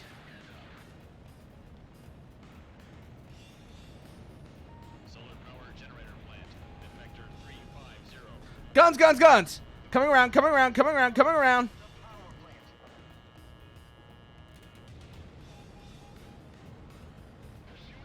Woo-hoo! Bye! Damn, that's gonna take forever to fix, I bet. I bet that is gonna take an eternity to fix, assuming they even try. That's the real question, is do you think they're even gonna try? Ugh. It's like, do they even have the resources to try and fix? Ow! That's like, do you think they even have the resources to try and fix it once they? Oh! These are that type of solar plant. No wonder they have such a high output. No wonder they have such a high energy output. Okay. So, I don't know how many of y'all know this. A lot of y'all might. But there are actually two commonly used types of solar power generation. One is probably what you see as like solar panels on people's houses or on street signs that are supposed to work at night. Or have lights on them. And that is the panel with like the dark squares on it. That's called a photovoltaic panel, where light hitting the panel triggers a reaction that generates electricity. However, these are actually a completely different type of solar power plant. How these work is what they're actually doing is instead of having the photovoltaic panels that generate electricity, the panels around the tower are mirrors, and the mirrors direct all of that sunlight onto a single point in the tower. That point is full of water, which then boils to drive a turbine. That's how they're getting that kind of high output out of a solar plant, especially. Yes, exactly, Nuker. It's a mirror field.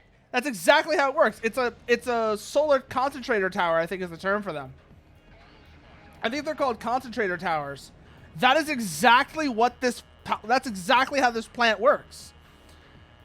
There is a third, even more interesting type of solar power plant. However, they're not commonly used. I don't know if you've ever heard of them. They're called solar updraft towers. And what those do is they trap a lot of air under what's basically a greenhouse. So solar updraft towers work off a third, even more interesting principle. You have a big tower, and then surrounding that you have what's basically a greenhouse. The air under the greenhouse gets heated by the sun, and the tower is the easiest way for it to go out because hot air wants to go up. So inside of the tower, you put a bunch of wind turbines. As the hot air goes up the tower, they spin the wind turbines, generating electricity. It's actually a very effective but difficult to actually construct sort of solar power plant. Ah, the termites are back. God damn it. Hate these things so much. I remember I had a stream one time. I basically had to end stream. This is like last year. I had to end stream because the termite swarmers were so goddamn bad. Oh boy, here we go! Stonehenge is trying to kill us. Yeah. What do they expect us to do? Go underground? Head toward the ravine and terrain mask. So head for the canyon, basically. Head for the canyon. Go south. Suicide to fly into that ravine. Yep. 4 rounds, ETA in 15 seconds. It's crazy to fly in the ravine, but if you don't, you're gonna die. Woo! I don't think there are any solar updraft towers actually in use as power generating stations. Any existing facilities?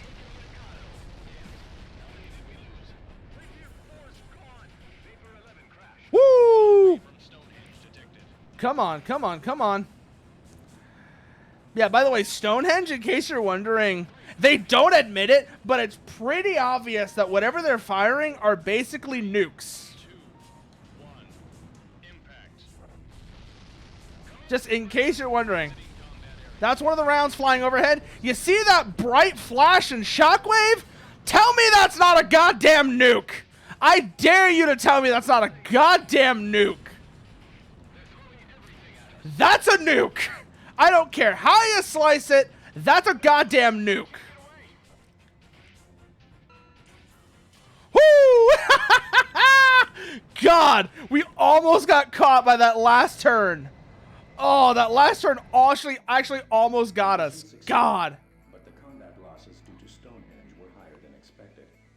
Victory will elude us until it is eliminated. Well, it sounds like we know what our next primary objective is then. If Stonehenge is going to continue being such a threat, we've got to go and deal with it. At some point, I realized my uncle, my would-be guardian, had vanished. Oh, wow. You just left Maybe him. the secret police dragged him off for some drunken comment he made. Maybe he chose to disappear. I didn't have anyone to turn to, so I found myself living as if I were a member of the Yellow Squadron. So I don't know how many of y'all have ever actually had to deal with termite swarmers, but they are the worst little things. Because, first of all, they're terrible flyers. And this is even assuming they don't find a place to make a nest and make a colony in your house. Let's just get that out of the way right now, because if they do, then yeah, they're gonna eat your house, and then you have to deal with the damage from that. But Everybody in town scorned the barkeep for doing business with the enemy. Oh. In reality, Oh. were members of the resistance. He's spying on them. You cheeky motherfucker. You cheeky motherfucker. Protected me. But that was only because of my tender age. Now, this, I think, is where, in the Japanese and European versions of the game, he ends up being given a gun. This is where he ends up being given a gun, but it was cut from the North American release. Let me see if I can actually find this for you, because it's one of the notable differences between the various releases of this game. Various releases of Ace Combat 4. So I want to see if I can find that cutscene, because they cut that out of the North American release.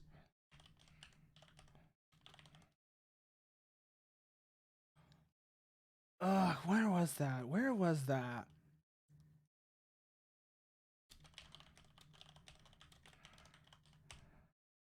That would have been mission 6, I think?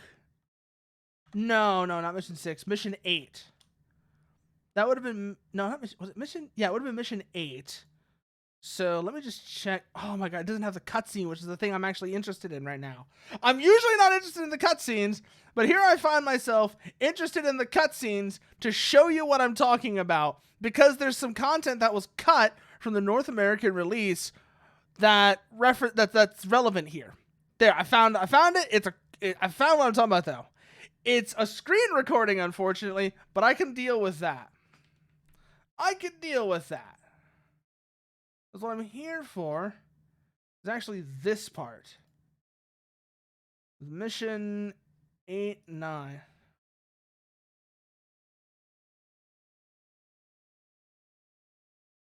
So we go through here, go through there. He finds out that the bartender is a member of the resistance. His daughter. What is he screaming about? You're in a cutscene. Oh my god. Maybe it wasn't this mission. But I know there is a part where in like the European or Japanese, like either the European or Japanese release, he's given a gun, and that's cut out from one of them. Which one was it? Which one was it that had that cutscene with the gun?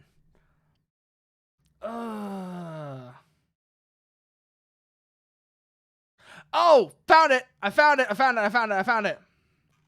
So there is a part.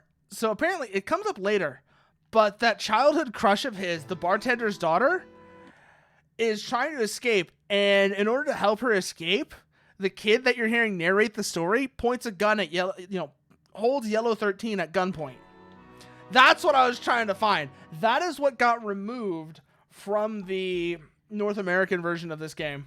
In fact, I don't think it was in the Japanese version either. I think it was only in the European version, which is weird. A recon satellite will be launched from the Komora Islands rocket base to support our mainland operations. The Erusians responded by deploying a large number of their air superiority fighters to prevent the launch. And Battle is expected. We must win this battle to maintain our air superiority. We've only got one window of opportunity for this launch. Shoot down as many fighters as possible. yeah, I can imagine how interested they are in denying us control, denying any opportunity to take control of space, because if we can see, because that's always a nasty thing to deal with, but damn, sending a whole strike against a rocket launch facility, they really don't like this place, that's for sure. They really don't like this place. Aircraft, I want to check something real quickly. There's the F-14, the A-10, which is not going to be useful here. F-14 might, but really I think what's going to be more useful is get the other weapon for the Hornet. That's what I'm thinking is going to be more useful here. Is instead of getting the F-14, we're probably going to get the other weapon for the Hornet, because while the F-14's missiles have a lot of range, they're also quite dumb. There's no other way of putting it. The missiles on the F-14 are quite dumb. So even though they'll hit stuff from far away, if that target performs any sort of maneuvers, they can't track it. Also, Kimona absolutely fucks. The Kimona soundtrack absolutely fucks. Let's just get that out of the way right now. Fox 3, Fox 3. Come up, come up, come up, come up.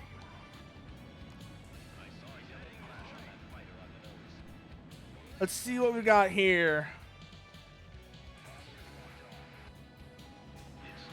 Fox 3, Fox 3. Ba ba ba. Ba da da da da da. Pull up, pull up, pull up, pull up. Got him! Where's the next one? Where's the next one? Where's the next one? Target identified. Okay, coming in for the engagement now. Bad angle, bad angle. Pull away, right? Pull away, try it again. Pull away, try it again. We don't want to try. We do not need to chase a target. Don't chase the enemy aircraft. That's how you're going to bleed off all your energy, then his buddies will bounce you. That always ends badly. That always ends badly. That is the first rule to remember of this sort of situation. Fox 3, Fox 3. Why are you saying Fox 1 for these missiles, Sky Eye? These are Fox 3s. These are absolutely Fox 3s. If they were Fox 1s, Fox 1s are a completely different type of missile. Ooh. And that right there actually is one of the planes that I think gets Fox 1s. Now, realistically, the Sparrow is worse than the AMRAAM, which is the missile that I'm firing. However, for gameplay reasons, the Sparrow has far better tracking than the AMRAAM because of the additional difficulty of keeping your target in the illumination circle. Damn, this Eagle is tough. Come on, come on, come on. He's a slippery boy, that's for sure. Watch our speed, watch our speed. Okay, pull away, pull away, pull away, pull away.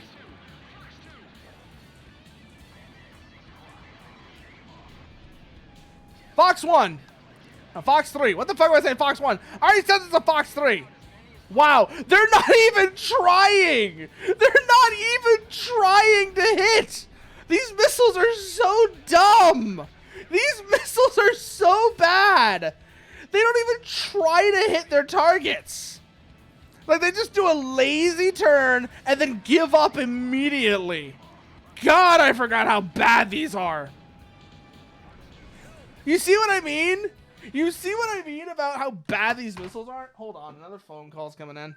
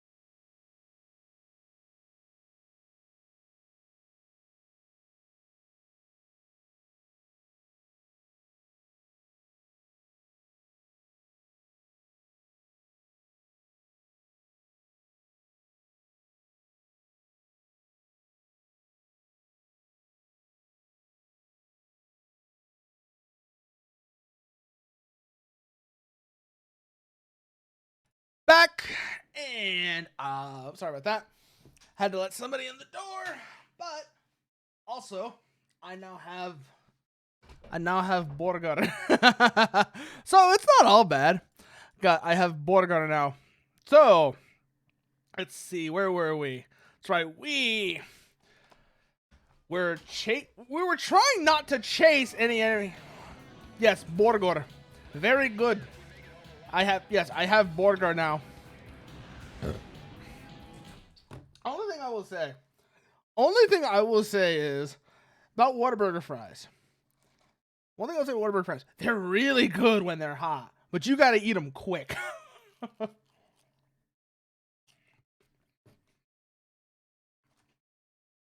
It's really the style of fry has this problem. Where they're, like I said, they're really good. Like those thin sort of like shoestring pencils type fries. They're really good when they're hot. But once they get cold, they are... Yeah, exactly, Nuker. Yeah, it's because they're shoestring fries. They're so much better than steak fries while they're hot. But once they cool down, they are terrible. So you got to eat them quick. Or, alternatively,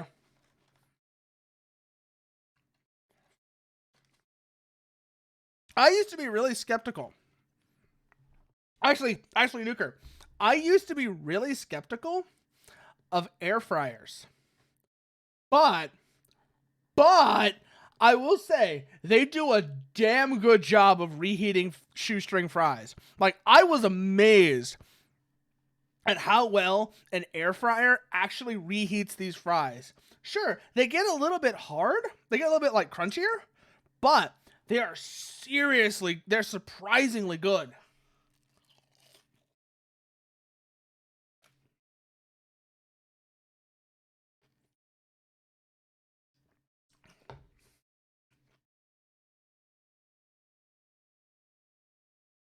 So, I'm going through the fries first so that but I'm going through the fries first right now so that I don't have to worry about reheating them because they're still hot, so I want to have them while they're still hot.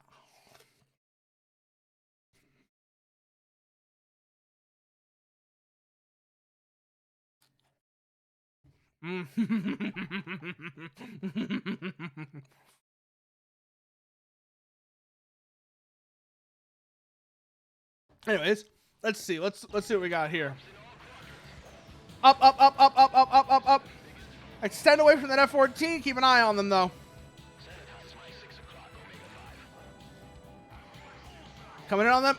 Bad angle, bad angle. Let's go for that F-15 instead. Fox 3, Fox 3.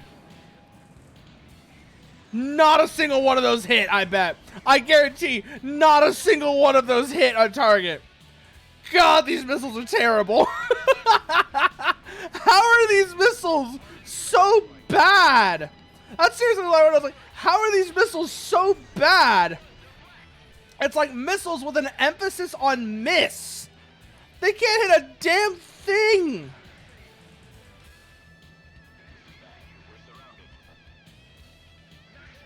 Come on, come on, come on, come on, come on, come on.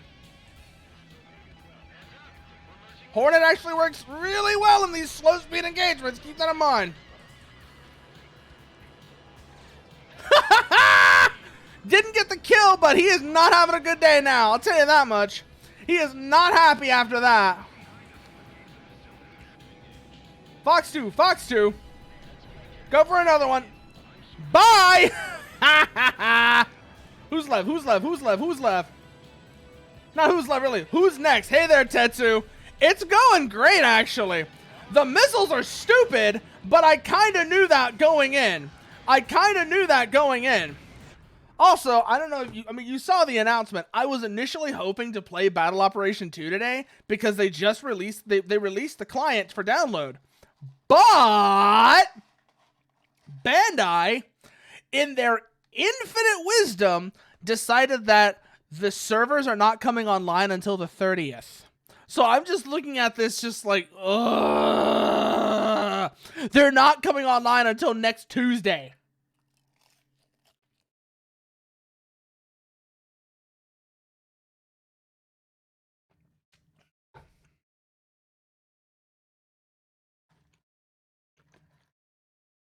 Yeah, no, the day after the holiday. Honestly, I think it's ridiculous. I think it's absurd. I think it's absolutely ridiculous that they would do it this way. You want to do it the other way around. Get the servers up and running. Make sure that's all working. Then release the client, you dumb motherfuckers.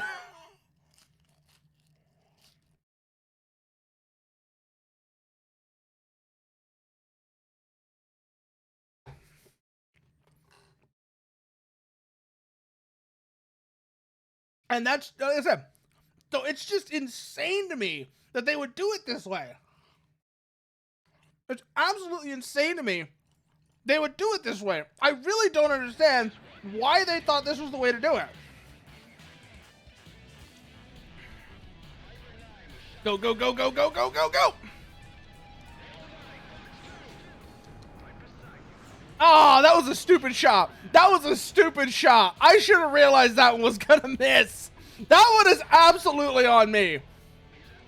100% that one is on me. But damn, these missiles are dumb. Damn, these missiles are... Oh shit, there's a yellow. Hi! We're probably gonna waste so much time on this because I've got target fixation now. But let's see how bad it is, shall we? Ah, shit. Almost got him with guns there. Almost got him with guns there. Come on, come on, come on, come on. We've got this. Let's kill this motherfucker. Kill that motherfucker. Get the nose out of it. Get him. Go. Get him. Get him. Is the missile like warping around them to miss or something? Are they magical?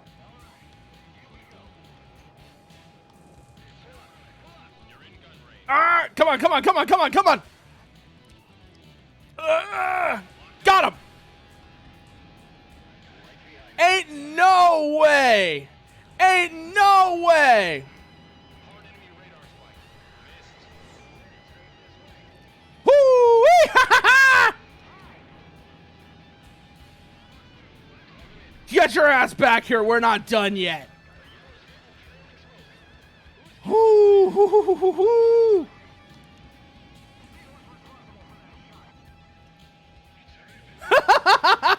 I got him spooked, that's for sure. Ha! Eat it! Eat it! Eat it! Eat it! Eat it! Come on! Come on! Come on! Come on! We are not going to. We are going to fail this one. We're going to fail this one, but I don't care. I do not care. I'm having the time of my life chasing this guy right now because I want to get that second hit on him. You are going to give me that next hit on them. I don't care. Time up. I knew that was going to happen, though. I knew that was going to happen. It's like, we didn't have the score for that mission. We didn't have the score for this run.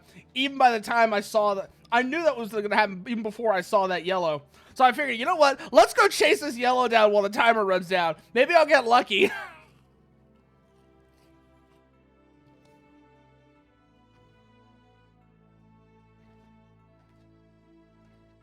I guess not, though.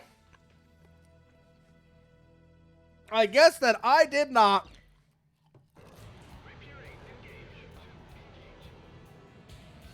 Attention all aircraft. This is Kimona Base. This rocket launch is critical. Maintain air superiority. Fox 3, Fox 3. Complete. Mobius 1, engage. Wow, literally. Not a single hit. Not a single hit on any of them. The missiles weren't even trying. Attention all aircraft. This is Kimona Base. This rocket launch is critical. Maintain air superiority until launch is complete. Like, they don't even try to actually go for the engagement. That's what gets me with this. There's no effort to it at all. Got him. Whoo, good, off to a good start. Looks like we're just going to have to rely on our Fox 2s for this because the Fox 3s are so dumb. I mean, the Fox 2s aren't much better. You just saw right there. That one just completely bypassed the aircraft it was locked onto. It's like, is tone just a myth here or something? Does tone mean nothing? Woo! Oh man, those burgers are getting Those fries are getting caught in my throat. They're good though. They're good ass fries.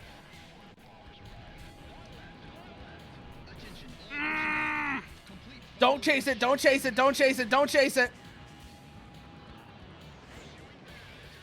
Come here. You're mine. Ooh. Up, up, up, up, up, up, up, up, up, up, up, up.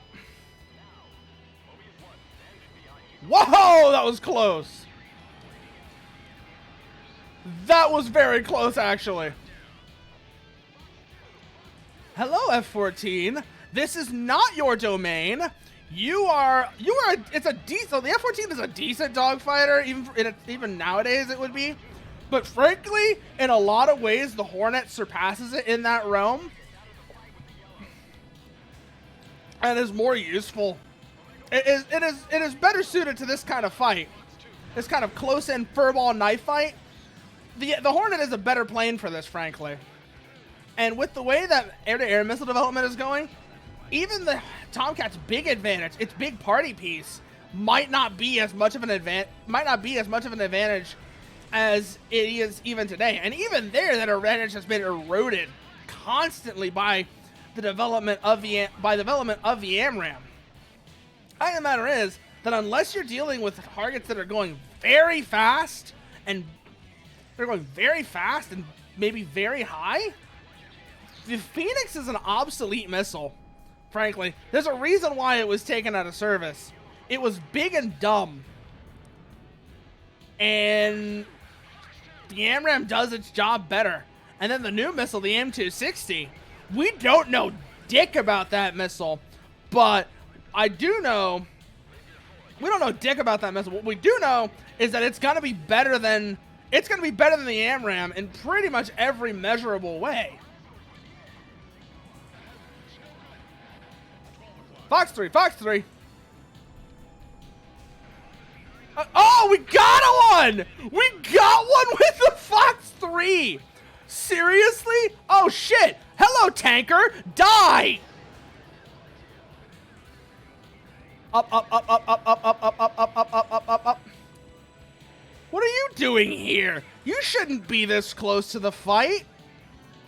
You should be out further away. You made a terrible mistake, and now you're going to pay for it. Bonk.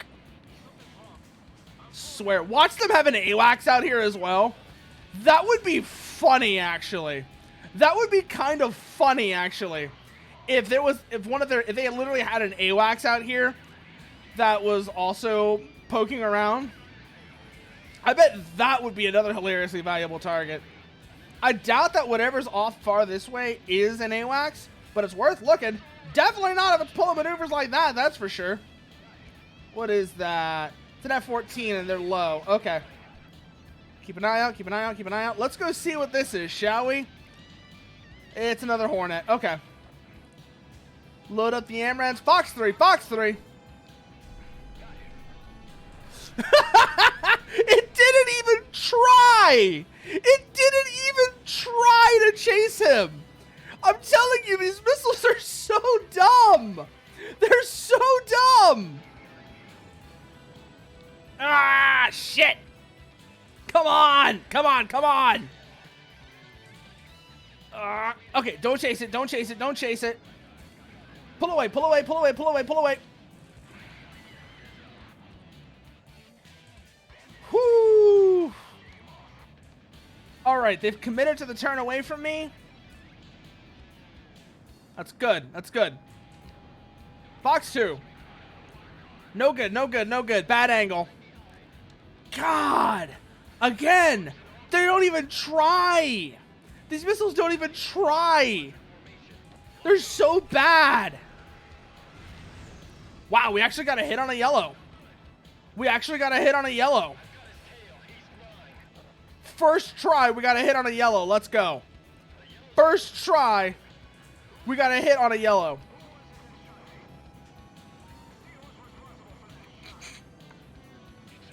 Bye. Yeah, it's a ribbon, motherfucker, and I'm right here. Let's keep going.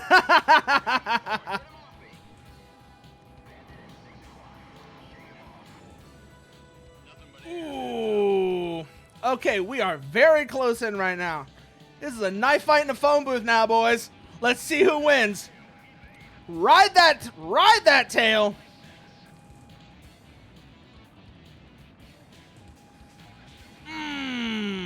Watch it, watch it, watch it. They're slow, they're slow, they're slow.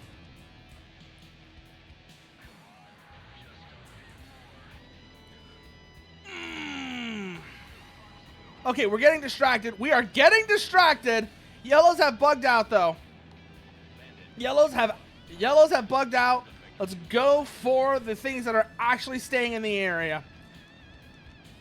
We're not going to get any good hits on the yellows after all.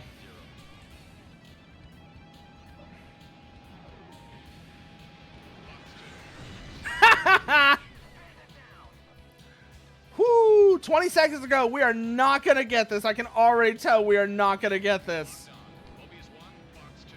And so much of it is because these missiles are so damn dumb.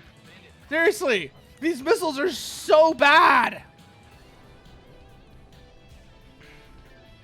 Like, Pure Pursuit, if you are coding missiles in a game, especially an air combat game like this, and you think Pure Pursuit is acceptable, get the fuck out. Because this is one of the few places where you're not going to be able to, you can't get away with Pure Pursuit because the missiles are so dumb. Because they're going after targets that are so maneuverable.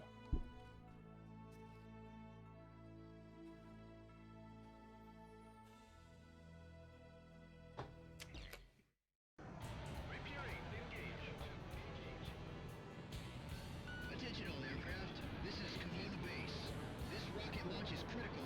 Maintain air. I'm not even asking for advanced guidance or anything.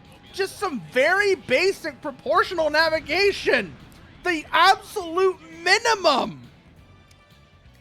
And I still find it really depressing. I mentioned this before.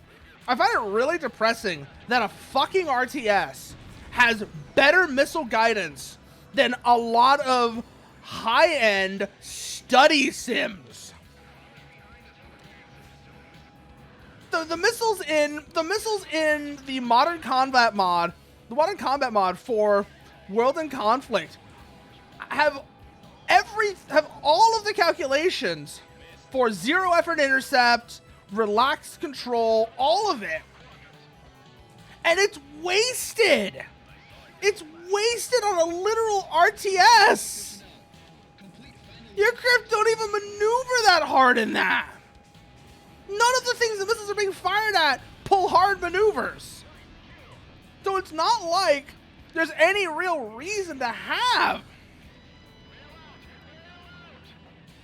There's no real reason to have that. Like I said, it's wasted. It is a lot of really cool work, but it's wasted on an RTS.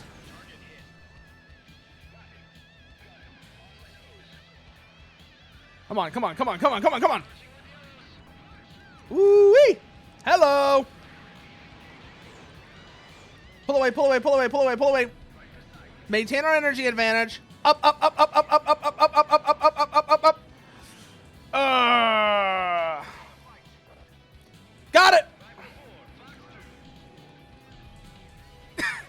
Slow, slow, slow, slow, slow, slow. No, not slow, not slow, not slow. Accelerate! Pull away! Oh my god, we are in control of this fight right now. This individual fight doesn't matter much, but this is what I mean when I say, like, you should try and retain. This is what I mean, like, retain control of the fight. This is how you control the fight.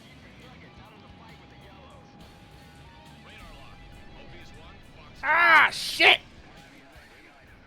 Two misses, two misses, two misses. Coming back around, coming back around. Come on, baby, come on. Ugh.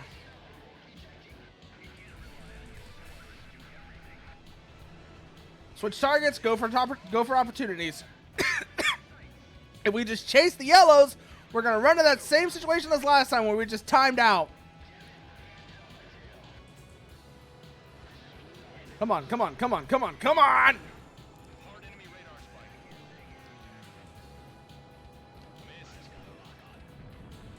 One hit, one hit, one hit. God, I have to drag them into these utterly perfect, point blank, slow speed intercept, slow speed engagements for the missiles to stand a chance of hitting them. That is pathetic. That's not even a yellow or anything crazy like that either. That was just an ordinary enemy fighter. Seriously, who thought this missile guidance was good? Who thought this was good?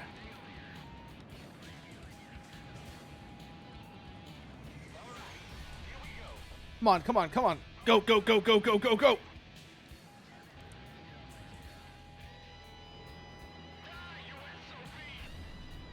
Wow. Wow. Wow. Neither of those even tried. Neither of those even tried. Oh. Up and away, up and away, up and away. Like I said, I wouldn't even want like advanced hyper-realistic missile guidance or anything like that. Just some basic proportional lead. Early Sidewinder. Like, early Sidewinder guidance is all I would want for this.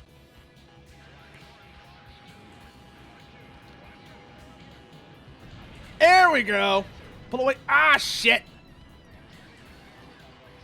Where's that tanker at? I just realized that.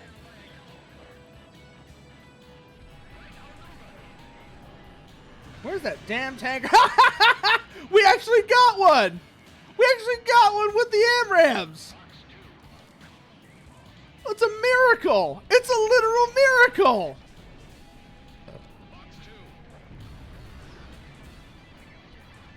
170 to go. Come on, baby. Come on. We've got 2 minutes left. Let's see if we can't pull this off. Fox 3. Oh, again. Wow. It's like they're, I guess my bullying is actually getting to the missiles. They're actually making an attempt to hit their targets now. Color me shocked.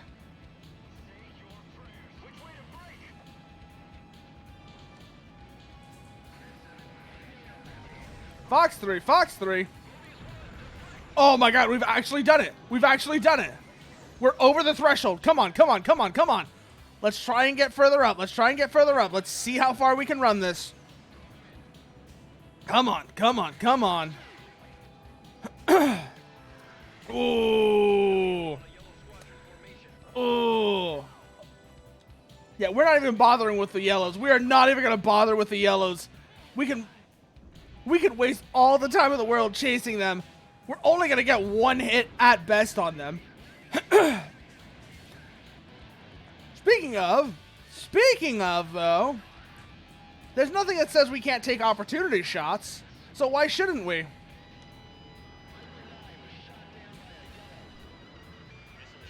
Ooh, come on, come on, come on, come on, come on. Get back here, little yellow. We're not done yet. We're not done yet, Mr. Yellow Squadron. Ooh. Oof, oof. Come on, come on, come on, come on, come on. Pulling in, pulling in, pulling in, pulling in, pulling in. Oh, I wish I had the alpha of a Hornet. Living to fight slow, another scorn it. While I can still pitch and roll, that other guy's going out of control. I wish I had the alpha of a Hornet. Oh, I...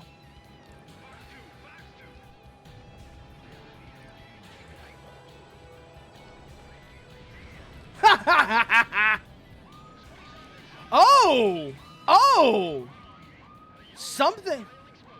Something's happening. Oh, boy. Here come the bombers. Here comes the bombers. And yellow's bugging out. Perfect. Sky Eye here. B-2 bombers approaching from the west.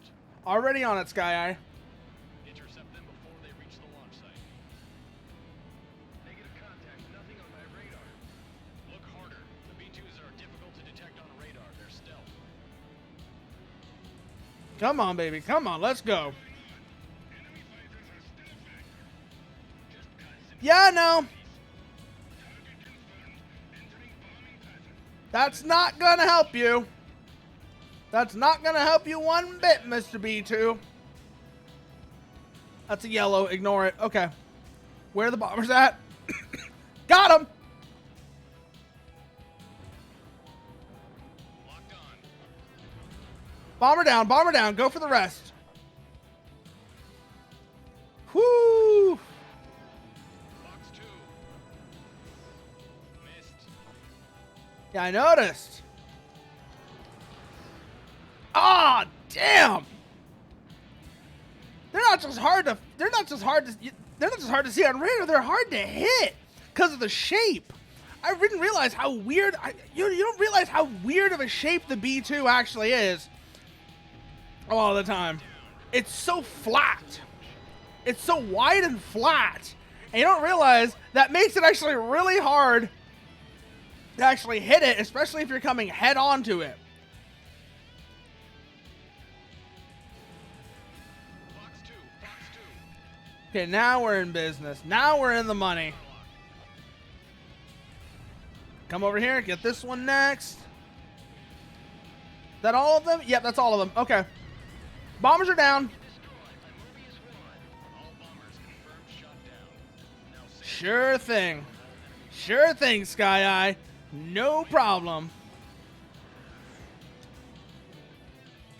Round, around, around, around, around, around, around. Coming up, coming up, coming up. Ah, shit. Turn, turn, turn, turn, turn, turn, turn, turn, turn. Pull away, pull away, pull away, pull away, pull away. Up, up, up, up, up, up. Use the vertical to our advantage. 3 minutes to load. Ugh. Ooh, yep, we got him, we got him, we got him, we got him. You really think you're gonna win this fight, Mr. Mig? You really think you're gonna win this fight, Mr. Fulcrum? No. Because I don't think I'm gonna chase you. I'm in control of this engagement. I have the energy advantage. Why would I waste that going for a close-in chase? Hmm? Whoo! Pull away, pull away, pull away, pull away, pull away. Oh my god, he really thinks I'm gonna chase him. He really thinks I'm gonna chase him. I know better. I know better. Fox 2, Fox 2. Down it goes. Bye. 2 minutes to launch. Fox 2. Fox 2. Bonk. Let's see, who's next then? Landed at 11 o'clock. 2 minutes to launch. We are good on time. We actually got a hit. What? We actually got a hit on target with one of those. The other one didn't get him, but still, seriously? That hit him? I mean, I'm not gonna complain too much, but still? That was a terrible shot I just lined up. Why is it that that is the time? Why is it that that's the time the missile decides it wants to be smart and actually try and chase something? Ugh. Ugh. That's terrible. Okay, pull away, pull away, pull away, pull away. Go into the vertical. And bring ourselves around. Bring the nose around. Bring the nose around. Bring the nose around. Launch in 60 seconds. Radar lock. Ooh. God. I think I must have started choking on one of those fries. Because I keep coughing up. I keep like coughing. You know how you get after you choke on something? Where for a while afterwards you'll keep coughing as if you're trying to clear shit out even though there's nothing there. I think I've got that going on right now because I think I was choking on one of those fries earlier. Ugh. 30 seconds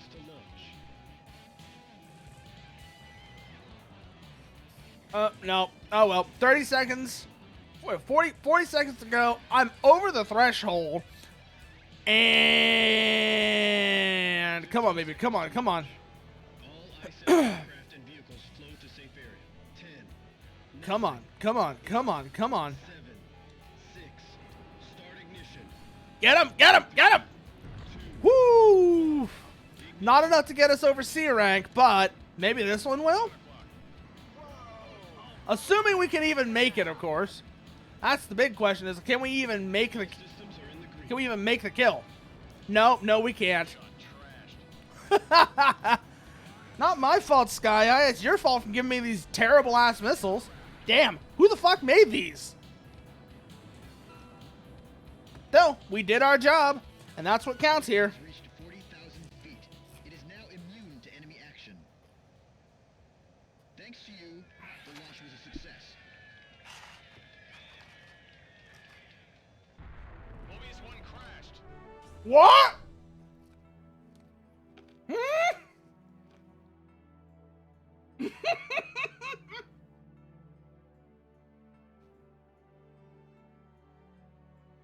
Are you serious? Halo 9, engage. Attention all aircraft. I look away for like 1 second, and what immediately happens is after the mission is over, I crash. That is awful. Also, I think we're gonna sell the Tornado for now. We can come back and get it afterwards.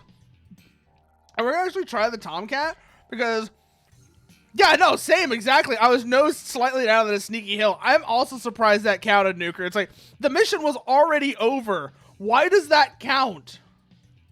That's what I want to know. These are really bad. These are terrible. I don't think the Tomcat ones are going to be any better. In fact, I suspect they'll be worse.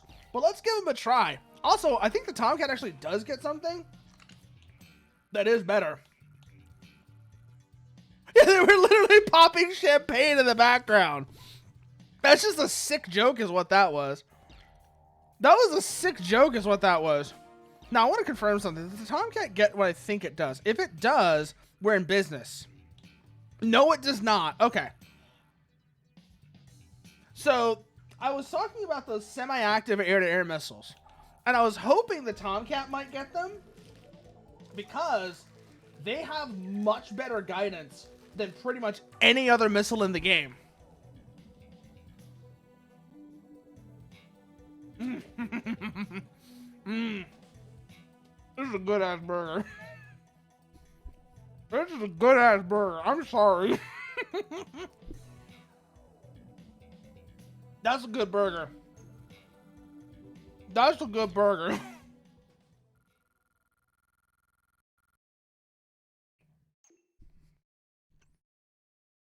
So let's see if the Tomcat's missiles, if the Tomcat's long-range missiles actually work out here. Oh, wow. Our launch threshold is way longer.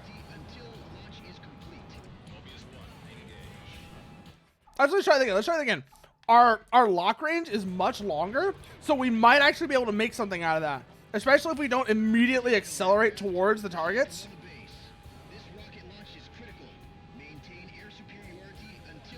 Never mind.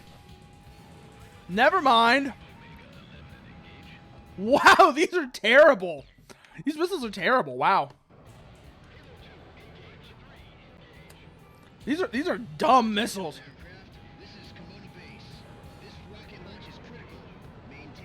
Like, really dumb. Damn. Damn, bro, you dumb. How are these missiles so bad? That's what I was like. How are these missiles so mind-meltingly dumb? But I actually do remember a strat with these that helps. I do remember a strat with these that helps a little. And ironically enough, it's related to what I was doing before, but take it like even further. And is that these work really well in the vertical for some reason. I don't know if it's just because the enemy aircraft aren't that good at pulling vertical maneuvers, or the sheer speed of the missile helps. But I remember, like, if you launch them in the vertical, they seem to perform a lot better.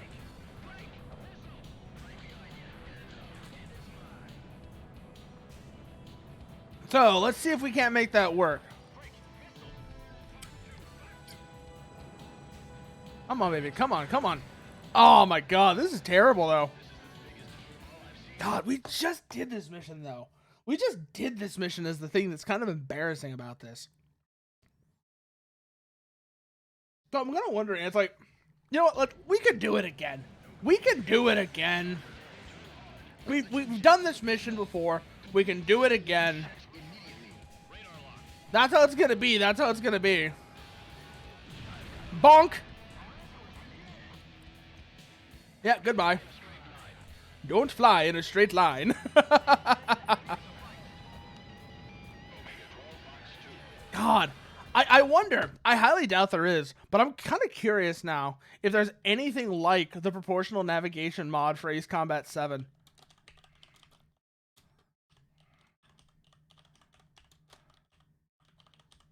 I highly doubt it.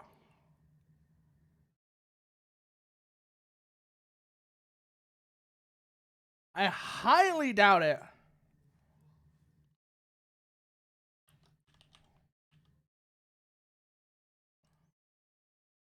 Yeah, no, there's not. This is a PS2 game. Why would somebody add that to a PS2 game? Ace Combat 7, it made sense because it was a modern game on the PC with actual modding tools already in place because it's using an established engine. Why the hell would I think that somebody would put in similar work for a PS2 game? I guess I was like hoping for some reason, maybe. But in hindsight, it's really dumb. It's a really dumb thought.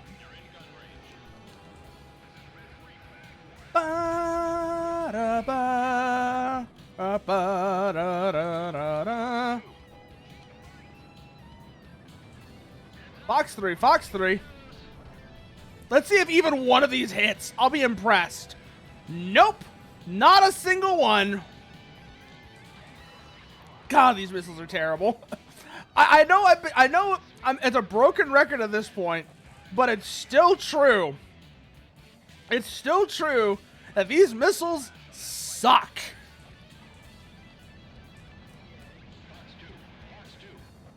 So let's go get that tanker. That's an easy target, and that'll help us get over the threshold.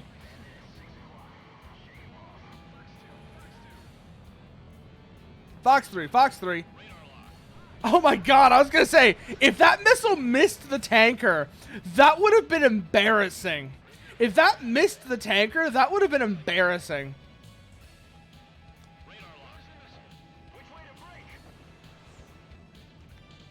In a lot of ways, though. Also, this is somewhat of a realistic depiction of an engagement scenario in maybe not necessarily the rocket facility or anything like that, but F-14s against MiG-29s and MiG-29s.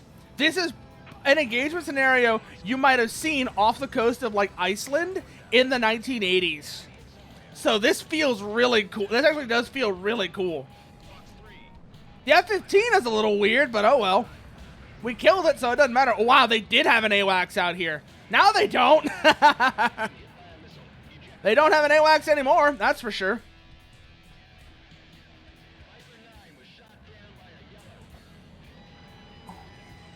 Coming over, coming over, coming over. Up, up, up, up, up, up, up. Come on, baby, come on. Bring ourselves around. Let's see if we can't get a good engagement off. We got 9 shots left. We're probably going to save those for the bombers. I know they're coming in afterwards.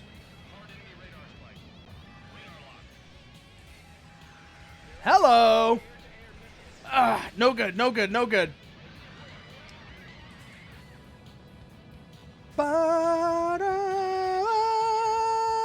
God, this music slaps too. The guitar solo in particular.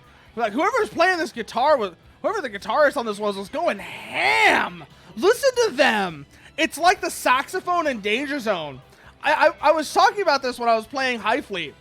But if you actually listen to the end of Danger Zone by Kenny Loggins, I don't know if it's Kenny or somebody else in the band, they're going nuts on that saxophone. It is wild.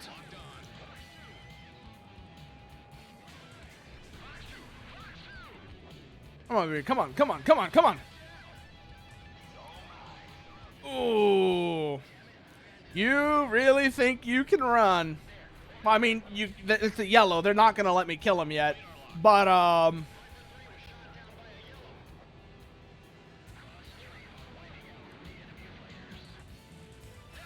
we got 2 minutes left. Break engagement, break engagement. Let's find something else to go after. We're going to waste time here and probably fail. There we go. Prioritize. Remember, Prioritize. That's the name of the game here. Go after stuff you can actually get, and stuff that's going to actually get us over the threshold. Otherwise, we're going to be wasting all our time chasing yellows, and not much is going to come good. Not much good is going to come out of that. Come on, baby. Come on, come on, come on, come on. We only need 150 more.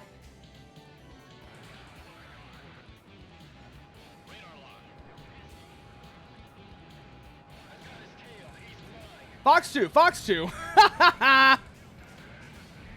No, son. No, son. Switch up on them. Pull away, pull away, pull away, pull away, pull away. Radio failure. Oh my god. We were talking about this earlier, Nuker. The fact that they're reporting radio issues with their radios is hilarious. It's absolutely hilarious. Boom. Whoo! Gun kill, baby. Gun kill. Fox 2, Fox 2. And we're over the threshold. Good. That's a yellow. Ignore it for now.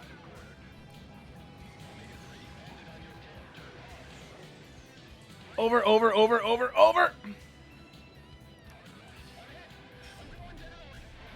Oof, got him. Fox 2. Ah, here come the bombers. Let's go kill them. Intercept them before they reach the launch site. Let's go kill those bombers. Negative contact, nothing on my radar. Look harder. The B-2s are different. Switch over to the missiles. Let's see how long it takes for us to get a fix on the bombers. They are low observable targets, but they're pretty far out.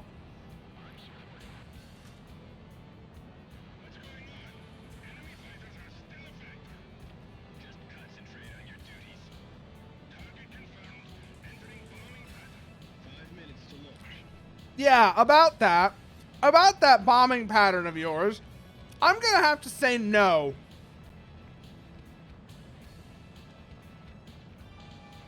Fox 3, Fox 3. Fox 3.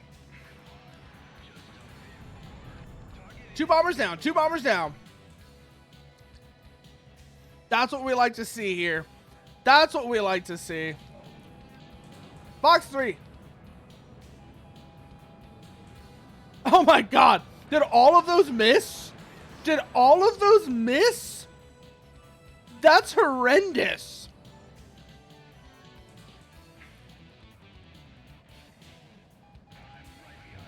Fox 3. Okay, they're out now. Mobius 1 shot down a target. Ah! 3 left, 3 left. 4 minutes to launch. Come on, baby. Come on, come on. Radar lock. Fox 2, Fox 2. Wow, I had to literally line up the shot. I had to line myself up for the missile to such an absurd extent in order for that to hit. God, these missiles suck. Locked on. I said, I know it's a broken record at this point, but man, they're terrible. All bombers confirmed shot down. Now sanitize the area. Okay, I can do that. Let's go see if we can't bully a yellow. We don't have to worry so much about time now. So if we happen to run into one, we can spend all the time in the world on them. We don't have to worry about priorities anymore. We're over the line now. So it's not like we're going to fail unless something stupid like that sudden crash happens again.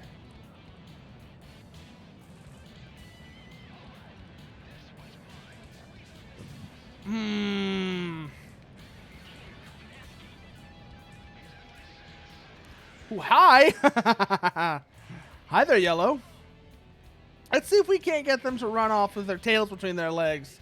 That would be the cherry on top, actually. Getting the yellows to run off with their tails between their legs. That would be the absolute cherry on top here. That's for sure.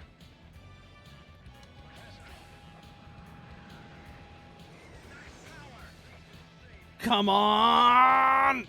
Mm. Da, da, da, da, da, da, da. Get rid of their buddies. That'll definitely make the engagement easier, because now I don't have to worry about as many things spiking me. 2 minutes to launch. Radar lock. Fox 2.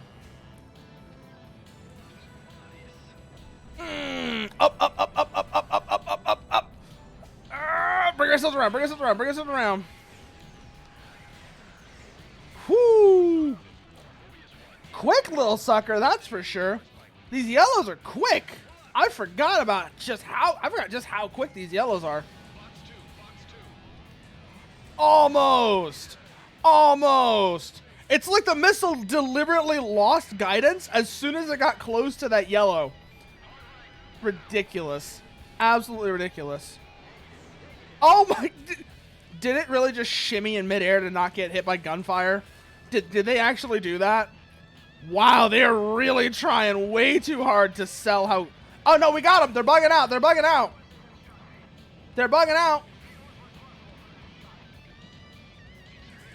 Final launch checks complete. Launch Ba-da-ba, ba-ba-da, ba-ba-ba, ba-na-na-na-na-na. Ooh, almost had a mid-air collision there. That would have been embarrassing. That would have been another embarrassing way to fail. Collide with an aircraft we've already shot down. I know that's a thing that can happen. I've done it before. It sucks. 30 seconds to launch. Around, come around, come around, come around, come around. And got him. Radar lock. Ugh. 15 seconds. Over. Set aircraft and vehicles flow to safe area. 10, 9, 8, 7. Good kill, good kill. Start ignition. 3, 2, Whoo. ignition. Liftoff.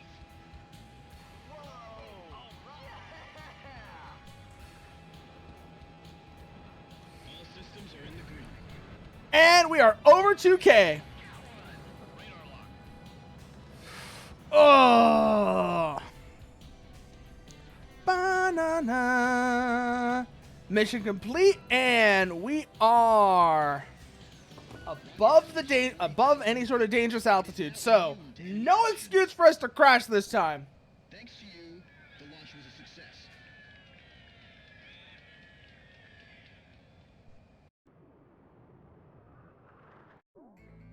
The rocket launch proceeded smoothly, and all systems are go. Preparations for providing our troops with vital tactical data is now complete. It won't be long now. It won't be long till it begins. The barkeep's daughter confided to me. As a member of the resistance, she eagerly awaited the Allied counter. So this is where the part that I said that was only in the European version of this game I asked, would be, to which she I frowned. think. We'll run them out. This is our town. But I knew she didn't mean that from the bottom of her heart. 13 had captured her heart. I knew this from the way she shot jealous glances at his wingman. As other pilots rotated out of Yellow Squadron, Yellow 4, 13's wingman, always stuck by his side, even on land. The only female pilot in the squadron, she had Yellow 13's absolute trust as his wingman. Yellow 13 seemed oblivious to all this, and instead reviewed the promising enemy pilot's performance from yesterday's skirmish. He's so close. If he manages to stay alive for just a while longer, that pilot could be a worthy opponent. But when there were And no such enemies to look forward to, 13's eyes were sad. well, 13, you won't have to wait too much longer. We're coming for you when it comes. We're going to be coming for you when it comes time to take out Stonehenge. Don't you worry about that. But, oh my god, this will be the perfect mission to close out on. This will be the perfect mission to close out on. Bunker Shop, again, has one of the best soundtracks of any mission in this game. Lost territory from the erosions in the amphibious orders our forces to follow an extremely narrow and vulnerable path from the landing site to the inland objective. This path allows the enemy to concentrate their fire and provides them with a distinct advantage. However, this route lies out of Stonehenge's. Oh, wow. Yeah, so we are super constrained here. The entire reason they've chosen this extremely vulnerable landing point is because otherwise they would be in range of Stonehenge. That cannon is going to be a problem. That cannon is going to be a huge problem until it's dealt with. God damn. Oh, hey, we got the F-15 now. Ooh. It's got decent bombs on it to start with. And I'm pretty confident that we'll be able to get the air-to-air missiles that I like with it as well. The semi-actives, which are actual Fox 1s, mind you. These are actual... No, it's still the Fox 3s. Wow. Are they just not a thing in this game? Are the Fox 1s just not a thing? Because these Fox 3s are terrible. You would think that at least one of the aircraft in this game would have them. But I haven't seen a single one yet. There has not been a single semi-active air-to-air missile so far. That is just odd. And I know that the Fox 3s are just bad. The AMRAAMs are just bad. They can't hit the broadside of a barn. Only really good for taking out bombers and tankers. So definitely not going to be useful here. This is HQ. Friendly fighters are inbound. Also, I gotta say this before, this music absolutely fucks. This music 100%. It's a banger. It is an absolute banger. And I love it. Mobius 1, engage. Understood, AWACS. Ground beach, Vector 350, 4 miles.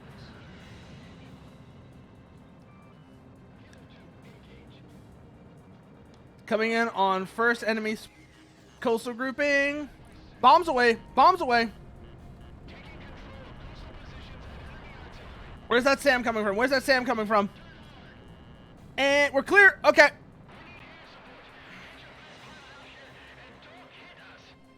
Already on it. Already on it.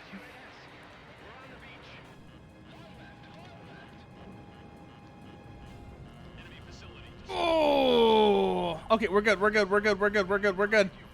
Track that SAM. Make sure we're generating good geometry to evade. Ba ba ba ba na. See what I mean? Na na na. It's so triumphant. I love it. Na na na da. Damn, these pillboxes are durable. How many hits do you think this is gonna take? Units S and T are on the beach. Check 6. There's only 2 stingers. Enemy facility destroyed. Starting with Crown Beach. Let's keep moving. Let's keep moving. Do something about that eye. It has us pinned down. Pickle, pickle. Pillbox is out. Pillbox is down.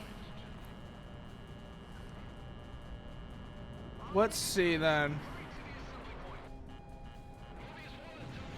Enemy attack jet down. There's those helicopters they were talking about. Coming over, coming over, coming over, coming over, coming over. And Fox 2, Fox 2. Enemy radar spike. Chopper shot down. Ooh. Now, that's going to definitely make their lives a lot easier, that's for sure. Get rid of these attack helicopters. That gets rid of a lot of trouble for them. You're welcome. What can I say except you're welcome for the islands you now bow bow. There's no need to pray, it's okay. You're welcome. I'm just ordinary demigod. You're welcome. You're welcome. Ba-da-da-da-da-da-da-da. You're welcome. You're welcome. And thank you. God, I love that song. I love that song. First of all, Dwayne Johnson has a surprisingly good singing voice. Can I just mention that real quickly? If that's Dwayne Johnson singing that, I'm pretty sure it actually is Dwayne Johnson singing that. He has a surprisingly good singing voice. Let's just get that out of the way right now. Ooh, up, up, up, up, up. That was a waste. That was a waste. I hit the wrong button, that's why. I was trying to do the camera tracking, or the was it camera track? No, target switch. I was trying to hit the target switch, and I accidentally hit the weapon launch, but the missile launch button instead. God.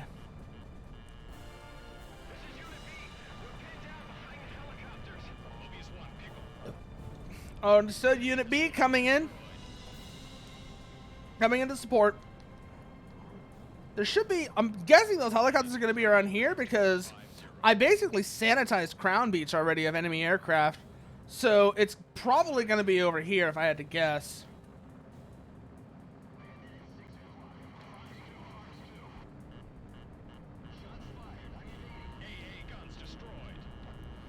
Ooh, where's those SAMs coming from? Watch those SAM launches. Coming over, coming over, coming over. Ooh. Bombs away, bombs away. I was wondering where the enemy tanks were. That explains it. Ooh. Up, up, up, up, up, up, up, up, up. Coming back around over, coming back around over. Cause I'm in too deep and I'm trying to keep up above my head instead of going under. Cause I'm in too deep and I'm trying to keep above my head instead of going under. Instead of going under again. Instead of going under again. Whoo! Understood, Unit Q. Working this beach over.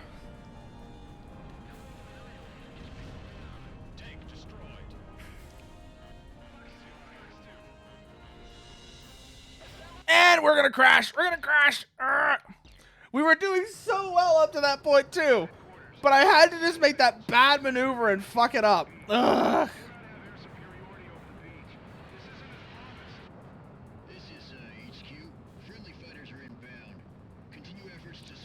Oh my god. I love this mission though. Like, this is a great mission. In particular because it does a great job of hiding just how bad your missiles are, because most of your targets are ground targets. Most of what you're dealing with are ground targets. On the other hand, it also keeps you from like hyper specializing into a plane like the A-10 because you have enough air targets to worry about that you need the ability to deal with them.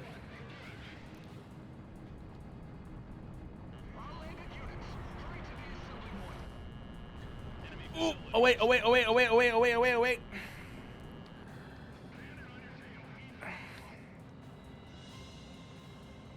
Come back over, come back over, come back over.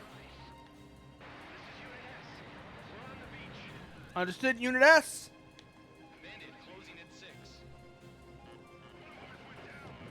Bombs away. Ooh, oh, up, over, over, over, over. Also, in terms of ground targets as well, the sheer number of SAMs is another thing that keeps it, like I said, that keeps you from going for like a hyper specialist plane. That forces you in, that not forces is the right term, but pushes you towards that maintaining versatility. And that's really actually an important skill to have for the entire series. Being able to adapt to a changing situation by not getting caught by something that says, oh, it's really good for one type of mission.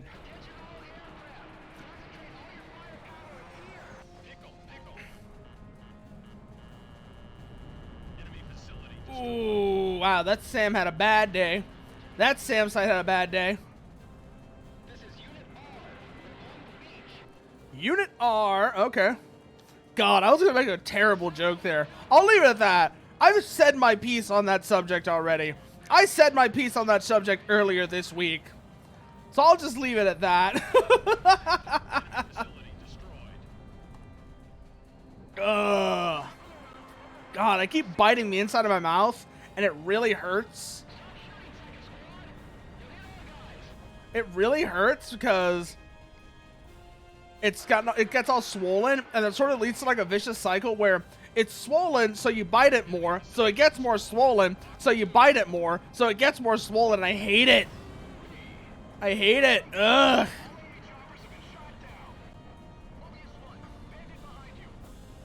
Something. Okay, they're right below us. They're right below us. Okay. Coming over, coming over, coming over, coming over. Ugh. Don't get caught in that vertical dive! Okay, we're good, we're good, we're good, we're good. Those are super risky. I should probably avoid doing those from now. I should probably try to avoid doing those, because that's probably what got me killed last time. Those super vertical dives where I need to pull out at the very last second. Those are way more dangerous than they're worth. Up, up, up, up, up. Alright, that's a coastal battery there. Coming over, coming over, coming over, coming over.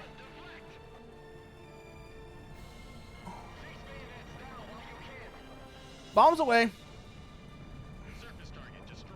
Crown Beach has been mostly sanitized. Let's move on to another one.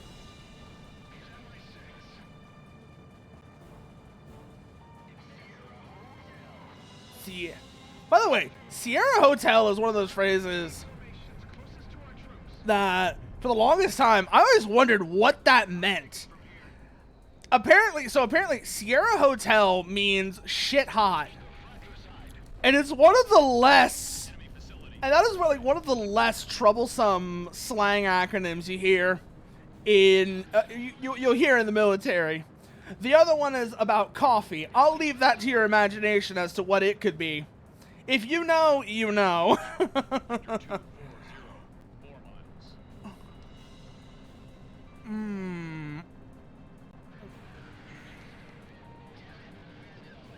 Let's see if we get it, all three of them. Let's see if we can get all three of these. Ah, no, just about the one. We just got the battery. They're too spaced out.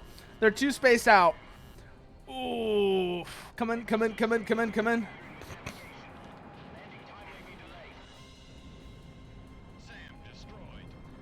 Take care of the SAMs. That'll reduce the threat to us and allow us to focus on the ground targets more efficiently. Enemy aircraft as well. Over, over, over, over, over, over. Hard enemy radar spike.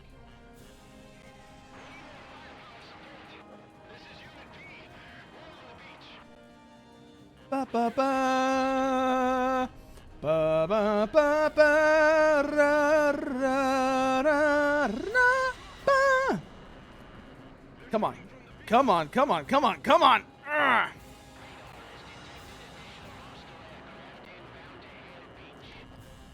Okay, don't get distracted by the dogfight. Don't get distracted in the dogfight. We have a primary objective here. Bye. You mentioned artillery. No.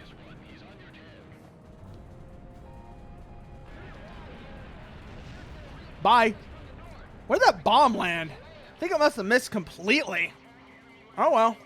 We'll just come back around and kill this guy. We'll just come back around and kill this pillbox either way. Down it goes. Whew, coastal battery coming up on it right now. Wow, they brought anti-tank guns? They were just pulling everything but the kitchen sink out for this operation, weren't they? Anti-tank guns haven't been a thing. Even by the time this game, even the time when this game came out in the early 2000s, anti-tank guns weren't really a thing anymore. They hadn't been for almost 50 years. So that's kind of a wild thing to hear.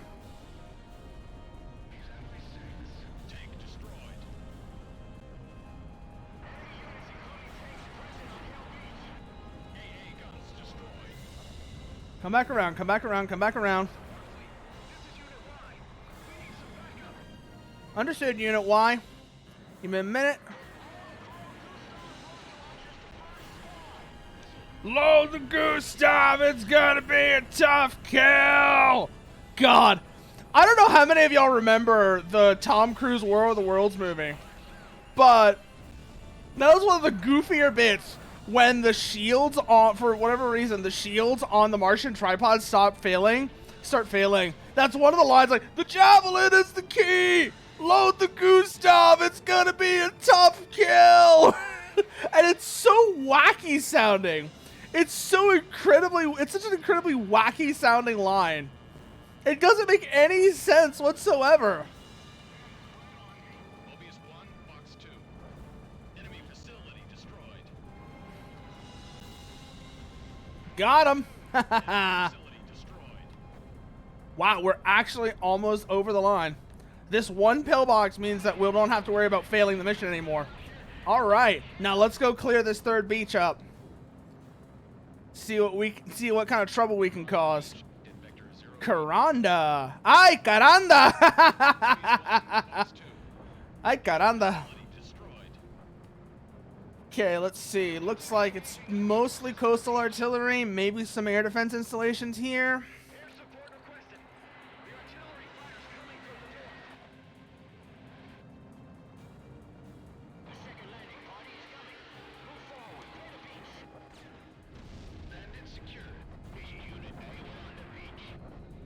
Come on, come on, come on, come on, come on, come on. Bring ourselves around, bring ourselves around. Where is it? Where is it? Where is it? Wow, this is a durable artillery piece. This is a very durable artillery piece. Must be like one of those old Finnish batteries where they were basically made from one of those Finnish artillery batteries. So for the longest time, Finland actually used leftover decommissioned T-55 turrets as coastal artillery. And those must have been an absolute bastard for... Those would have been an absolute bastard for any sort of invasion fleet to deal with. Because, well, first of all, it's tiny. Second of all, you have to use a relatively heavy weapon such as a KH-29, a Maverick, or similar to deal with it. And the third of all, this is the period where warships stopped carrying heavy armor because missiles made it kind of pointless. So a 100mm gun from an old tank turret would have done a lot of damage. Understood.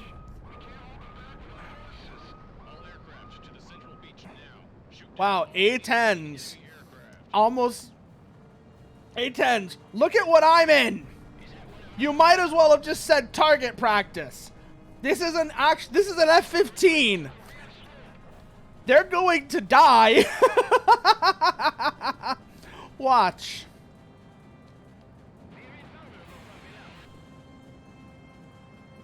Hello. Come on, come on, come on, come on. Ah, of course, that's right. We have the terrible missiles. I have to remember that. I have to remember we have the awful missiles. This is gonna take a while. Ugh.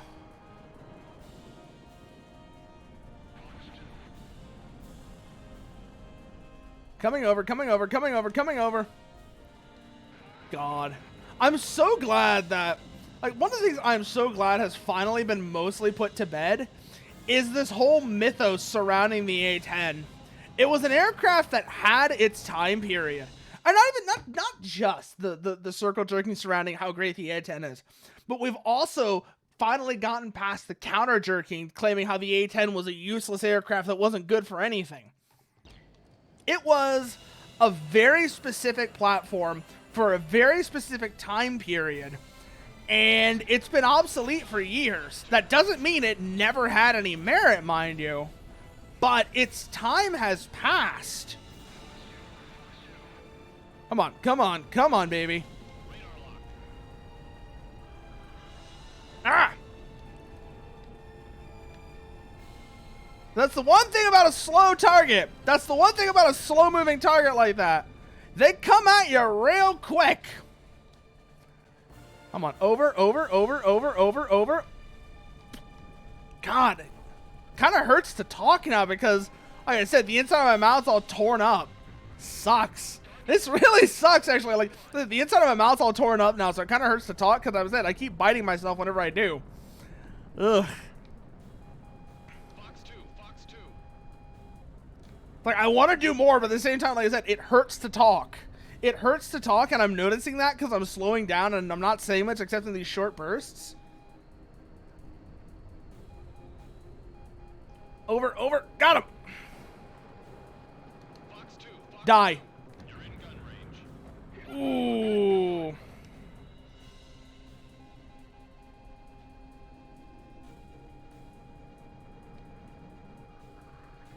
Fox 2, Fox 2. There's another one down. How many are left? 3. Okay. That's not a good shot. That's not a good shot. That's head on. Pull up, pull up, pull up, pull up, pull up. Use our advantages. Don't fall into their trap.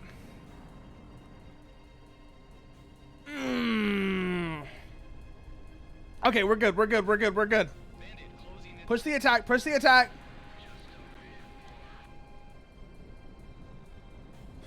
Oh, we got him. We got him. We got him. We got him.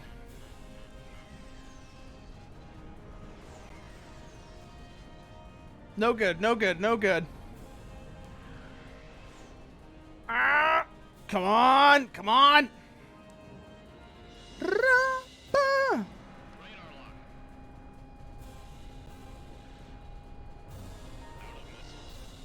Wow. We have expended every missile we have because their guidance is so bad. Hard enemy radar spike. Mobius 1, incoming missile. Okay, you know what? Let's just go out past the return line. We're in a faster plane. We'll be able to make it back in time.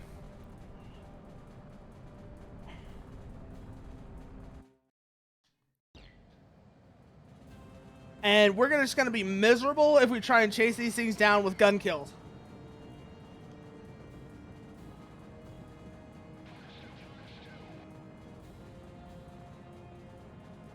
Seriously, like, we've taken a ton of damage. We're out of missiles. We might as well return to base while we can.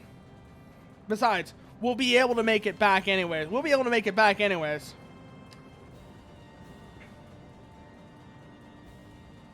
Seriously, though, I underestimated just how awful the guidance on these missiles is.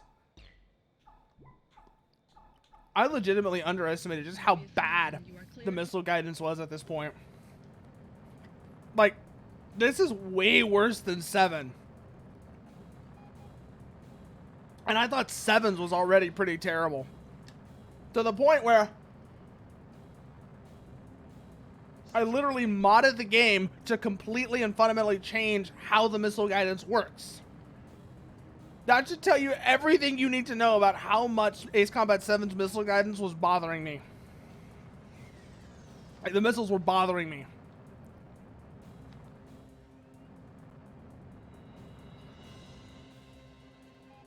Locked on. Over, over, over, over, over.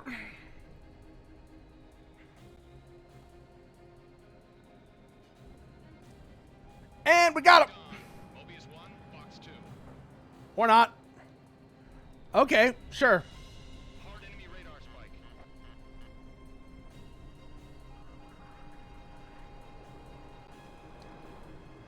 Ah!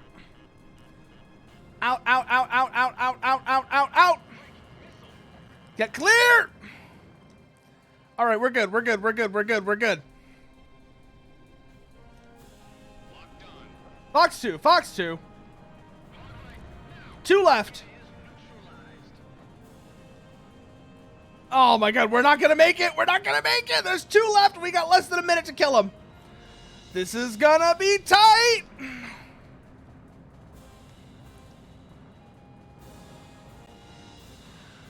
And of course those miss. Of course those miss. They don't even try. Hard enemy radar spike. 20 seconds. Urgh.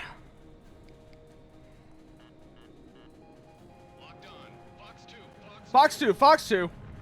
One left, one left. We got 13 seconds. Let's go find it and kill it.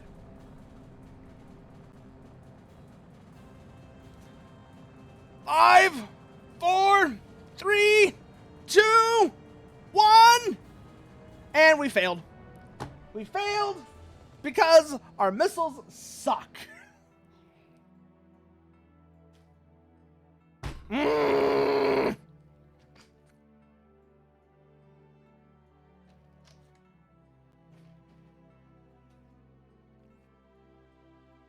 Ugh. This is just getting on my nerves at this point. Like, I underestimated how bad these missiles are. Like, incredibly underestimated how terrible these missiles are. And it's kind of hurting. Also, like I said, it hurts to talk. Because I've been just, like, shredded the inside of my mouth now. So I'm kind of thinking we might just call it here. And let's see who we can go say hello to. Who's doing what? That's the real question. Let's see. Who's doing what? There's nobody else playing this game. I don't like ASMR, unfortunately. Paladin's playing Paper Mario. That could be good. Let's see what else. Bunch of people are obviously playing the Tears of the Kingdom. Actually, you know who I haven't raided in a while? You know who I have not raided in a while that I could raid? And she is actually playing a game that I think... Let me actually make sure this is the game I think it is. Yes, she is. She is playing a game that I think that actually looks really cool. So let's go say hi to Hina. She's currently playing the Warhammer Bolt Gun, the one that's kind of like Warhammer Quake, I think, is the way I would describe it. So let's go say hi to Hina. As always, if you want to see what I'm up to, you can follow me on Twitter. Also, tomorrow I'm going to be showing one of my favorite animes what was one of my favorite animes last year, Odd Taxi. If you want to catch that, come on by tomorrow and we'll be watching that in Discord. Aside from that, raid message is incoming fire from Stonehenge, because that was actually a really cool moment when Stonehenge decided it was going to come and kill us. And with that, I say to everyone here, thank you for coming and good night.